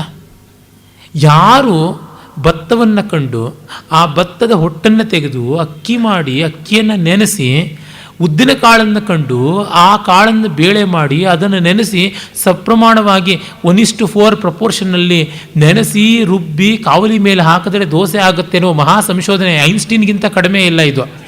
ಐನ್ಸ್ಟೀನ್ನ ಥಿಯರಿ ಆಫ್ ರಿಲೇಟಿವಿಟಿಯಿಂದ ನನಗೇನು ಲಾಭ ಆಗಲಿಲ್ಲ, ಈ ದೋಸೆಯಿಂದ ಜನ್ಮಕ್ಕೂ ಲಾಭ ಆಗ್ತಾ ಇದೆ. ನಾಳೆನೇ ದೋಸೆ ಹಾಕ್ಕೊಳ್ತಾ ಇದ್ದೀನಿ ಮನೆಯಲ್ಲಿ. ನೆನ್ನೆ ದೋಸೆ ತಿಂದಿದ್ದೀನಿ, ಇವತ್ತು ತಿನ್ನೋದಕ್ಕೂ ಬೇಸರ ಆಗೋದಿಲ್ಲ. 3 ಹೊತ್ತು ತಿಂದರೂ ಪ್ರಾತಃ ಸವನ, ಮಾಧ್ಯಂದಿನ ಸವನ, ಸಾಯಂ ಸವನದಂತೆ ತ್ರಿಶವಣಂ ಉದಕೋಪಸ್ಪರ್ಶಿ ಅಂತ ವೇದ ಹೇಳ್ದಂಗೆ ತ್ರಿಶವಣಮಂ ದೋಷಾ ಸಮುಪಸ್ಪರ್ಶಿ ಅಂತ ಮಾಡಬಹುದು. ಆ ಮಟ್ಟಕ್ಕೆ ಇದನ್ನು ಹೇಗೆ ತಂದರು? ಬಹಳ ದೊಡ್ಡದಾದದ್ದು. ಅಂದರೆ ಜಗತ್ತಿನಲ್ಲಿ ನನಗೆ ಬೇಕಾದ ದ್ರವ್ಯ ಯಾವುದು ಅಂತ ಕಂಡುಕೊಳ್ಳುವುದು ಒಂದು ತಪಸ್ಸು. ಆಧುನಿಕ ವಿಜ್ಞಾನ ಎಷ್ಟೆಷ್ಟೋ ಲೋಹಗಳನ್ನು, ಎಷ್ಟೆಷ್ಟೋ ವಸ್ತು ವಿಶೇಷಗಳನ್ನು ಕಂಡುಕೊಂಡಿದೆ. ಈಗ ಪ್ಲಾಸ್ಟಿಕ್ ಅನ್ನುವುದು 100 ವರ್ಷದ ಕೆಳಗೆ ಎಲ್ಲಿತ್ತು? ಅದು ಬಂದು ನಮ್ಮ ಬದುಕನ್ನು ಎಷ್ಟು ವ್ಯತ್ಯಾಸ ಮಾಡಿದೆ. ಒಳಿತೂ ಆಗಿದೆ, ಕೆಡಕೂ ಆಗಿದೆ. ಆದರೂ ಒಳಿತಿನ ಪ್ರಮಾಣ ಹೆಚ್ಚಾಗಿದೆ ಅನ್ನೋದನ್ನು ನೋಡಬೇಕು. ಎಷ್ಟು ಔಷಧ ಸಾಮಗ್ರಿಗಳು, ಇವೆಲ್ಲವೂ ಕೂಡ ಸೋಮವೇ. All that we consume is Soma. ಅದು ದ್ಯುಲೋಕದಲ್ಲಿದೆ ಅಂದರೆ ಇದೇ ದ್ಯುಲೋಕ, ಸಹಸ್ರಾರವೇ ದ್ಯುಲೋಕ ನಮ್ಮ ತಲೆ ಒಳಗೆ ಅಡಗಿದೆ. ಅದನ್ನು ಕಂಡುಕೊಳ್ಳಬೇಕು. ಕಂಡುಕೊಳ್ಳೋದಕ್ಕೆ ಆ ಸುಷುಮ್ನಾ ನಾಡಿಯ ಮೂಲಕವಾಗಿ ಕುಂಡಲಿನಿ ಶಕ್ತಿ ಜಾಗೃತವಾಗಬೇಕು. ಆ ರೀತಿಯಲ್ಲಿಯೇ ಆ ಎತ್ತರದ್ದನ್ನು ಗರುಡ ಶಕ್ತಿಯಿಂದ ತೆಗೆದುಕೊಂಡು ಬರಬೇಕು. ಅದಕ್ಕೆ ಗಾಯಂತಂ ತ್ರಾಯತೆ ಇತಿ ಗಾಯತ್ರಿ, ಹಾಡುವವರನ್ನು ಕಾಪಾಡತಕ್ಕಂಥದ್ದು. ಹಾಡಿಕೆಗೆ ಒಂದು ತನ್ಮಯತೆ ಬೇಕು, ಶ್ರುತಿಲೀನತೆ ಬೇಕು, ತಾದಾತ್ಮ್ಯ ಬೇಕು. ಆ ಯಾವುದೇ ಒಂದು ಕೆಲಸಕ್ಕೂ ಒಂದು ತಪಸ್ಸು ಅಂತ ಮಾಡುವ ವ್ರತಿಷ್ಠ ಬುದ್ಧಿ ಬೇಕು. ಹಾಗೆ ಬಂದಾಗ ಆ ಗರುಡ ಶಕ್ತಿ, ಗಾಯತ್ರಿ ಶಕ್ತಿ ಆ ಸತ್ಯವನ್ನು ಕಂಡುಕೊಂಡು ಭೂಮಿಗೆ ತಂದುಕೊಡುತ್ತೆ. ಅದಕ್ಕೆ ಇನ್ನೊಂದು ಕಥೆ ಹೇಳ್ತಾರೆ. ಈ ತ್ರಿಷ್ಟುಪ್ಪು, ಜಗತಿ ಇತ್ಯಾದಿಗಳು ಕೂಡ ಬೇರೆ ಬೇರೆ ಪಕ್ಷಿಗಳ ರೂಪ ತಾಳಿದ್ವು. ಅವುಗಳ ಮೈಗಳಿಗೆ ಇದ್ದಂಥ ಅಕ್ಷರಗಳು ಜಾಸ್ತಿಯಾಗಿ ಭಾರವಾಗಿ ಮಧ್ಯೆ ಉದುರೋಗ್ಬಿಟ್ವು. ಗಾಯತ್ರಿ ಛಂದಸ್ಸು ಇವುಗಳನ್ನೂ ಸೇರಿಸ್ಕೊಂಡು ವಾಪಸ್ ತಂದು ಕೊಡ್ತು ಅಂತ. ಮೊದಲು ಗಾಯತ್ರಿಗೆ ಅಕ್ಷರ ಸಂಖ್ಯೆ ಕಡಿಮೆ ಇತ್ತು, ಇವುಗಳನ್ನೆಲ್ಲ ಸೇರಿಸಿಕೊಂಡು ಮೈ ತುಂಬಿಸಿಕೊಳ್ತು ಅಂತ. Less luggage more comfort. Heavy ಆಗಬಾರ್ದು. ಉಪಾಸಕನಾಗಬೇಕಾದವನು, ತತ್ವಾನ್ವೇಷಣೆಗೆ ಹೊರಡುವವನು, ಅದು ಭೌತ ತತ್ವವೇ ಇರಬಹುದು, ಭಾವತತ್ವವೇ ಇರಬಹುದು, ಭೌತಾತೀತ ತತ್ವವೇ ಇರಬಹುದು. ಯಾವುದನ್ನು ಉಪಾಸನೆ ಮಾಡೋದಕ್ಕೆ ಹೊರಡುವವನು ಮಿಕ್ಕ ಲೋಕ ವ್ಯವಹಾರಗಳನ್ನು ಹೆಚ್ಚಾಗಿ ತಲೆ ಕೆಡಿಸಿಕೊಂಡು ಖ್ಯಾತಿ, ಲಾಭ, ಪೂಜೆ, ಕೀರ್ತಿ ಇವುಗಳಿಗೆಲ್ಲ ಲೋಭಕ್ಕೆ ಒಳಗಾಗಬಾರದು. ಅಷ್ಟರ ಮಟ್ಟಿಗೆ ಲೈಟ್ ಆಗಿರಬೇಕು. ಆಗ ಅವನಿಗೆ ಸಾಧ್ಯವಾಗುತ್ತದೆ ಎನ್ನುವ ಪರಮಾರ್ಥವೇ ಈ ಕಥೆಯಲ್ಲಿ ಇರುವಂಥದ್ದು. ಹಾಗೆ ತಂದುಕೊಟ್ಟಂಥ ಸೋಮ ಜೀವತಾರಕವಾಗಿ, ಜೀವ ಪೋಷಕವಾಗಿ ಇರುತ್ತದೆ. ಅದನ್ನು ಉಸಿರಿನಲ್ಲಿ ಕಂಡುಕೊಳ್ಳಬೇಕು ಅಂತ. ಇದು ನಮಗೆ ಭಾರತೀಯರಿಗಾದವರಿಗೆ ಚೆನ್ನಾಗಿ ಹೊಳೆಯುತ್ತೆ. ಯಾರು ಭಾರತೀಯರೋ ಅವರಿಗೆ ವೇದಾರ್ಥ ಕಂಡುಕೊಳ್ಳೋದು ಕಷ್ಟ ಇಲ್ಲ. ಅಭಾರತೀಯವಾದದ್ದು ನಾನು ಮೊದಲೇ ಹೇಳಿದ್ದೀನಿ, ಭಾರತೀಯ ಸಂಸ್ಕೃತಿಯ ಲಕ್ಷಣ ಏನು ಅಂತ ಮತ್ತೆ ಜ್ಞಾಪಿಸಬೇಕಾಗಿಲ್ಲ. ಈ ವೇದಾರ್ಥವೆಲ್ಲ ಚೆನ್ನಾಗಿ ತೀರ್ಮಾನವಾಗುತ್ತದೆ ಅಂತ ಗೊತ್ತಾಗುತ್ತದೆ. 3 ಹೊತ್ತು ಸೋಮಯಾಗದಲ್ಲಿ ಸೋಮವನ್ನು ಆಹುತಿ ಕೊಡುವಂಥದ್ದುಂಟು. ಬ್ರಹ್ಮ ದೇವಾನಾಂ ಪದವಿ ಕವೀನಾಂ ಋಷಿರ್ವಿಪ್ರಾಣಾಂ ಮಹಿಷೋ ಮೃಗಾಣಾಂ ಶಿಯೇನೋ ಗೃಧ್ರಾಣಾಂ ಸ್ವದಿತಿರ್ವನಾನಾಂ ಸೋಮ ಪವಿತ್ರಮಪ್ತೇತಿ ರೇಭನ್ ಅಂತ ಇದು ಯಜುರ್ವೇದದಲ್ಲಿ ಬರುತ್ತದೆ, ಋಗ್ವೇದದ ಮಂತ್ರ. ಏನಂದರೆ ಸೋಮ ದೇವತೆಗಳಲ್ಲಿ ಬ್ರಹ್ಮ, ದೇವತೆಗಳಲ್ಲಿ ಶ್ರೇಷ್ಠ, ಮತ್ತು ಒಳ್ಳೆಯವರಲ್ಲಿ ಕವಿ, ಜ್ಞಾನಿಗಳಲ್ಲಿ ಋಷಿ, ಪ್ರಾಣಿಗಳಲ್ಲಿ ಮಹಿಷ, ಪಕ್ಷಿಗಳಲ್ಲಿ ಗೃಧ್ರ, ಹಿಂಸ ಜಂತುಗಳಲ್ಲಿ ಸ್ವಧಿತಿ, ಈ ರೀತಿ ಪವಿತ್ರವಾದದ್ದು ಅಂತಂದರೆ ಬೆಸ್ಟ್ ಅಮಾಂಗ್ ಎವ್ರಿಥಿಂಗ್ ಅನ್ನುವಂಥದ್ದು. ಸೋಮ ಎಲ್ಲ ವರ್ಗದಲ್ಲಿ ಶ್ರೇಷ್ಠ ಅಂತನ್ನುವಂಥದ್ದು. ಕೆಲವರು ಹೇಳ್ತಾರೆ ಎಮ್ಮೆಯನ್ನು ಆರ್ಯರು ಕಂಡೇ ಇರಲಿಲ್ಲ, ಅವರು ಕಂಡಿದ್ದ ಹಸು ಮಾತ್ರ ಅಂತ. ಯುರೋಪ್ನಲ್ಲಿ ಇಲ್ಲ ಎಮ್ಮೆ ಅಂತ. ಆದರೆ ಇಲ್ಲಿ ಮಹಿಷ ಅನ್ನೋದೆಲ್ಲ ಬಂದೇ ಬರುತ್ತೆ. ಮಹಿಷಕ್ಕೆ ತಾಳಿಕೊಳ್ಳುವ ಶಕ್ತಿ ಹೆಚ್ಚು, ಹಾಲು ಕೊಡುವ ಪ್ರಮಾಣವೂ ಹೆಚ್ಚು, ಹಾಲಿನಲ್ಲಿರುವ ಪೌಷ್ಟಿಕಾಂಶಗಳು ಹೆಚ್ಚು ಅಂತ ಅನ್ನೋದೆಲ್ಲ ಇರುವಂಥದ್ದು ಇದಕ್ಕೆ ಕಾರಣ ಅಂತ ವ್ಯಾಖ್ಯಾನಕಾರರು ಬರೀತಾರೆ. ಇರಲಿ, ತಾತ್ಪರ್ಯತಃ ಸೋಮ ಎಲ್ಲ ವರ್ಗದಲ್ಲಿ ಶ್ರೇಷ್ಠವಾದಂಥದ್ದು ಅನ್ನೋದು ಗೊತ್ತಾಗುತ್ತೆ. ಮತ್ತು ಇಂದ್ರ ಮಹನೀಯವಾದ ಕೆಲಸಗಳನ್ನು ಮಾಡಿದ್ದೆಲ್ಲ ಕೂಡ ಸೋಮಪಾನ ಮಾಡದಾಗಲೇ ಅಂತ. ಇದನ್ನು ಹಿಡ್ಕೊಂಡು ಅನೇಕರು ಸೋಮ ಅಂದರೆ ಮದ್ಯವೇ ಅಂತ. ಹಾಗಲ್ಲ, it is A stimulating drink ಅನ್ನುವುದು ಒಂದು ಅರ್ಥ ಇದೆ. ಸೋಮಕ್ಕೆ ಅನೇಕ ಅರ್ಥ. ಒಂದು ಭೌತ ಪದಾರ್ಥಗಳಲ್ಲಿ ಆಕಾಶದ ಚಂದ್ರ ಅಂತ, ಮತ್ತೊಂದು ಭೂಮಿಯ ಮೇಲಿರತಕ್ಕಂಥ ಒಂದು ವನಸ್ಪತಿ ಮತ್ತದರ ರಸ ಅಂತ. ಈಗ ಕಾಫಿ ಟೀ ಎಲ್ಲ ಕೂಡ ಚೋದಕವಾದಂಥವೇ, ಸ್ಟಿಮ್ಯುಲಸ್ ಅಂತ ಕರೀಬಹುದು. ಆಮೇಲೆ ಅವುಗಳನ್ನು ಹೆಚ್ಚಾಗಿ ಕುಡಿದ್ರೆ ಆಗುವ ಪ್ರಮಾದಕ್ಕೆ ಅದಾ ಹೊಣೆ. ಹೀಗಾಗಿ ಹುಳಿತ ಸೋಮವನ್ನು ಕುಡಿದು ಹುಚ್ಚಾಪಟ್ಟೆ ಆಡಿದ ಇಂದ್ರ ಅನ್ನುವಂಥದ್ದು ಬರುತ್ತೆ. ಅಲ್ಲಿ ಇಂದ್ರ ಇಂದ್ರಿಯ ಅಭಿಮಾನಿ ದೇವತೆ ಅಂತಲೇ ಅರ್ಥ. ಇಂದ್ರಿಯಾಭಿಮಾನಿ ದೇವತೆಗಳು, ಇಂದ್ರಿಯಗಳು ಹುಳಿತ ಸೋಮವನ್ನು ಕುಡಿದಾಗ ಹುಚ್ಚುಚ್ಚಾಪಟ್ಟೆ ಆಡುವುದು ಅಂದರೆ ಮದ್ಯಪಾನದ ವಿಕಾರವೇ ಇನ್ನೇನೂ ಅಲ್ಲ. ಸೋಮ ಹುಳಿತಾಗ ಹಾಗಾಗುತ್ತೆ ಅಂದರೆ ಎಳನೀರು ಹುಳಿತಾಗಲೂ ಹಾಗಾಗುತ್ತೆ, ದೇವಸ್ಥಾನದ ಪಂಚಾಮೃತ ಹುಳಿತರೂ ಹಾಗೇ ಆಗುತ್ತೆ. ಅದಕ್ಕೇನು ಮಾಡೋದಕ್ಕೆ ಸಾಧ್ಯ? ಇಂಟಾಕ್ಸಿಕೇಟಿಂಗ್ ಆದ ಎಲಿಮೆಂಟಲ್ಲಿ ಬಂದೇ ಬರುತ್ತದೆ. ಹೆಂಡವನ್ನು ಏನು ವಿಷದಿಂದ ತಯಾರು ಮಾಡೋದಿಲ್ಲ. ಯಾವುದೇ ಒಂದು ಮದ್ಯವನ್ನಾಗಲಿ ತಯಾರು ಮಾಡೋದು ಫರ್ಮೆಂಟೇಷನ್ನಿಂದ. ನಮಗೆ ಗೊತ್ತಿದೆ, ಪೈಷ್ಟಿ, ಗೌಡಿ, ಮಾಧ್ವಿ ಅಂತೆಲ್ಲ ಹೇಳ್ಬಿಟ್ಟು ಬೆಲ್ಲದಿಂದ ಮಾಡುವಂಥ ಹೆಂಡವನ್ನು ಅಂದರೆ ಮದ್ಯವನ್ನು ಗೌಡಿ ಅಂತ ಕರೀತಾರೆ, ಗುಡದಿಂದ ಬಂದದ್ದು. ಪಿಷ್ಟ ಹಿಟ್ಟಿನಿಂದ ಬಂದದ್ದು ಪೈಷ್ಟಿ ಅಂತ, ಮಧು ಜೇನಿನಿಂದ ಬಂದದ್ದು ಮಾಧ್ವಿ ಅಂತ, ಶರ್ಕರೆಯಿಂದ ಬಂದದ್ದು, ಹೀಗೆ ಎಲ್ಲದರಿಂದಲೂ ಮಾಡ್ಬೋದು. ಮನುಷ್ಯ ಯಾವುದರಿಂದಲೂ ಕೆಡಕಾದದ್ದನ್ನು ಹೇಗೆ ಮಾಡೋದು ಅನ್ನೋದು ತಿಳ್ಕೊಂಡಿದ್ದಾನೆ. ಅದಕ್ಕೆ ದೇವತೆಗಳ ಹೊಣೆ ಆಗ್ತಾರೆ. ಮಾನವ ಯಾವುದ್ರೊಳಗೂ ಪರ್ವರ್ಷನ್ ಕಂಡುಕೊಳ್ತಾನೆ. ಹೀಗಾಗಿ ಸೋಮದ ವಿಕಾರವಾದದ್ದು ಮದ್ಯವೇ ಹೊರತು ಸೋಮ ತನ್ನಂತೆ ತಾನು ಮಾದಕವಾದಂಥದ್ದಲ್ಲ. ಅದು ಮೋದಕ, ಅದು ಸ್ವಾದು ಅಂತ ಮತ್ತೆ ಮತ್ತೆ ಹೇಳ್ತಾರೆ. ಮತ್ತು ಆ ಸೋಮವನ್ನಾದರೂ ಯಾವ ಪ್ರಮಾಣದಲ್ಲಿ ಕುಡಿಯಬೇಕು ಅದನ್ನು ಹೇಳಿದ್ದಾರೆ. ಅದಕ್ಕಾಗಿ ಒಂದು ಯಜ್ಞ ಮಾಡಿ ಆ ಯಜ್ಞದಲ್ಲಿ ಸೋಮವನ್ನು ಲೈಟ್ ಮಾಡಿ ನೀರಿನೊಂದಿಗೆ ಬೇಕಾದಷ್ಟು ಬೆರೆಸಿ ಅದು ಆಪ್ಯಾಯನ ಮಾಡಿ ಮತ್ತು ಅದಕ್ಕೆ ಸಪ್ರಮಾಣದಲ್ಲಿ ಹಾಲನ್ನು ಸೇರಿಸಿ ಅದು ಒಂದು ಚಷಕದಷ್ಟು ಕುಡಿಬೇಕು. ಅದಕ್ಕೂ 4 ಜನ ಇರ್ತಾರೆ ಗಿರಾಕಿಗಳು. 4 ದಿಕ್ಕಲ್ಲಿ 4 ಜನ ಕುಡಿತಕ್ಕಂಥದ್ದು. ಇಡಾ ಭಕ್ಷಣ ಅಂತ ಇಡಾ ಜುಹು ಮೊದಲಾದ ಯಜ್ಞ ಪಾತ್ರೆಗಳಿಂದ ಸೋಮವನ್ನು ಗ್ರಹಣ ಮಾಡ್ತಾರೆ ಅಂತಂದರೆ 1 ಕಪ್ ಕಾಫಿ ದಿವಸಕ್ಕೆ ಕುಡಿದಂತೆ. ಯಾರಿಗೆ ಬೇಡ ಅದು? ಹೀಗೆ ಸೋಮ ಒಂದು ಪೇಯವಾಗಿ ಕೂಡ ಅದಕ್ಕೊಂದು ಆಯಾಮ ಉಂಟು ಮತ್ತು ವಿಶ್ವ ಚೈತನ್ಯದಾಯಕವಾದ ಊರ್ಜಾಸ್ಪದ ವಸ್ತು ಅನ್ನುವುದು ಕೂಡ ಉಂಟು. ಮತ್ತು ಎಲ್ಲಕ್ಕೆ ಮಿಗಿಲಾಗಿ ಉಮಾ ಸಹಿತ ಸೋಮ. ಉಮಾ ಪರಮಾತ್ಮನ ಇಚ್ಛಾಶಕ್ತಿ, ಕ್ರಿಯಾಶಕ್ತಿ, ಜ್ಞಾನಶಕ್ತಿ ಅಂತ ಆದಂಥವಳು. The very expression of Lord. ಅಭಿವ್ಯಕ್ತಿ, ಪರಮಾತ್ಮನ ಅಭಿವ್ಯಕ್ತಿ, ಪರಮಾತ್ಮನ ಶಕ್ತಿ. ಆ ಶಕ್ತಿಯಿಂದ ಕೂಡಿದ ಶಿವ ಪರಮಾತ್ಮನೇ ಸೋಮ. ಉಮಯಾ ಸಹಿತ ಸೋಮ ಅಂತ ಆಗುವಂಥದ್ದು ಅಂದರೆ ಶಿವಶಕ್ತಿಗಳ ಸಮಾಹಾರ ಅನ್ನುವಂಥದ್ದು, ಬ್ರಹ್ಮ ಮಾಯೆಗಳ ಸಮಾಹಾರ ಅನ್ನುವಂಥದ್ದು. ಅಲ್ಲಿಗೆ ಸೋಮದ ಒಂದು ಹಂತ ಬರುತ್ತೆ. ಇನ್ನು ಮಿಕ್ಕ ದೇವತೆಗಳನ್ನು ಒಂದಷ್ಟು ನಾಳೆ ನೋಡಿ ಇನ್ನು ಮಿಕ್ಕ ಸಂಹಿತೆಗಳ ಕಡೆಗೆ ಗಮನ ಹರಿಸೋಣ. ನಮಸ್ಕಾರ.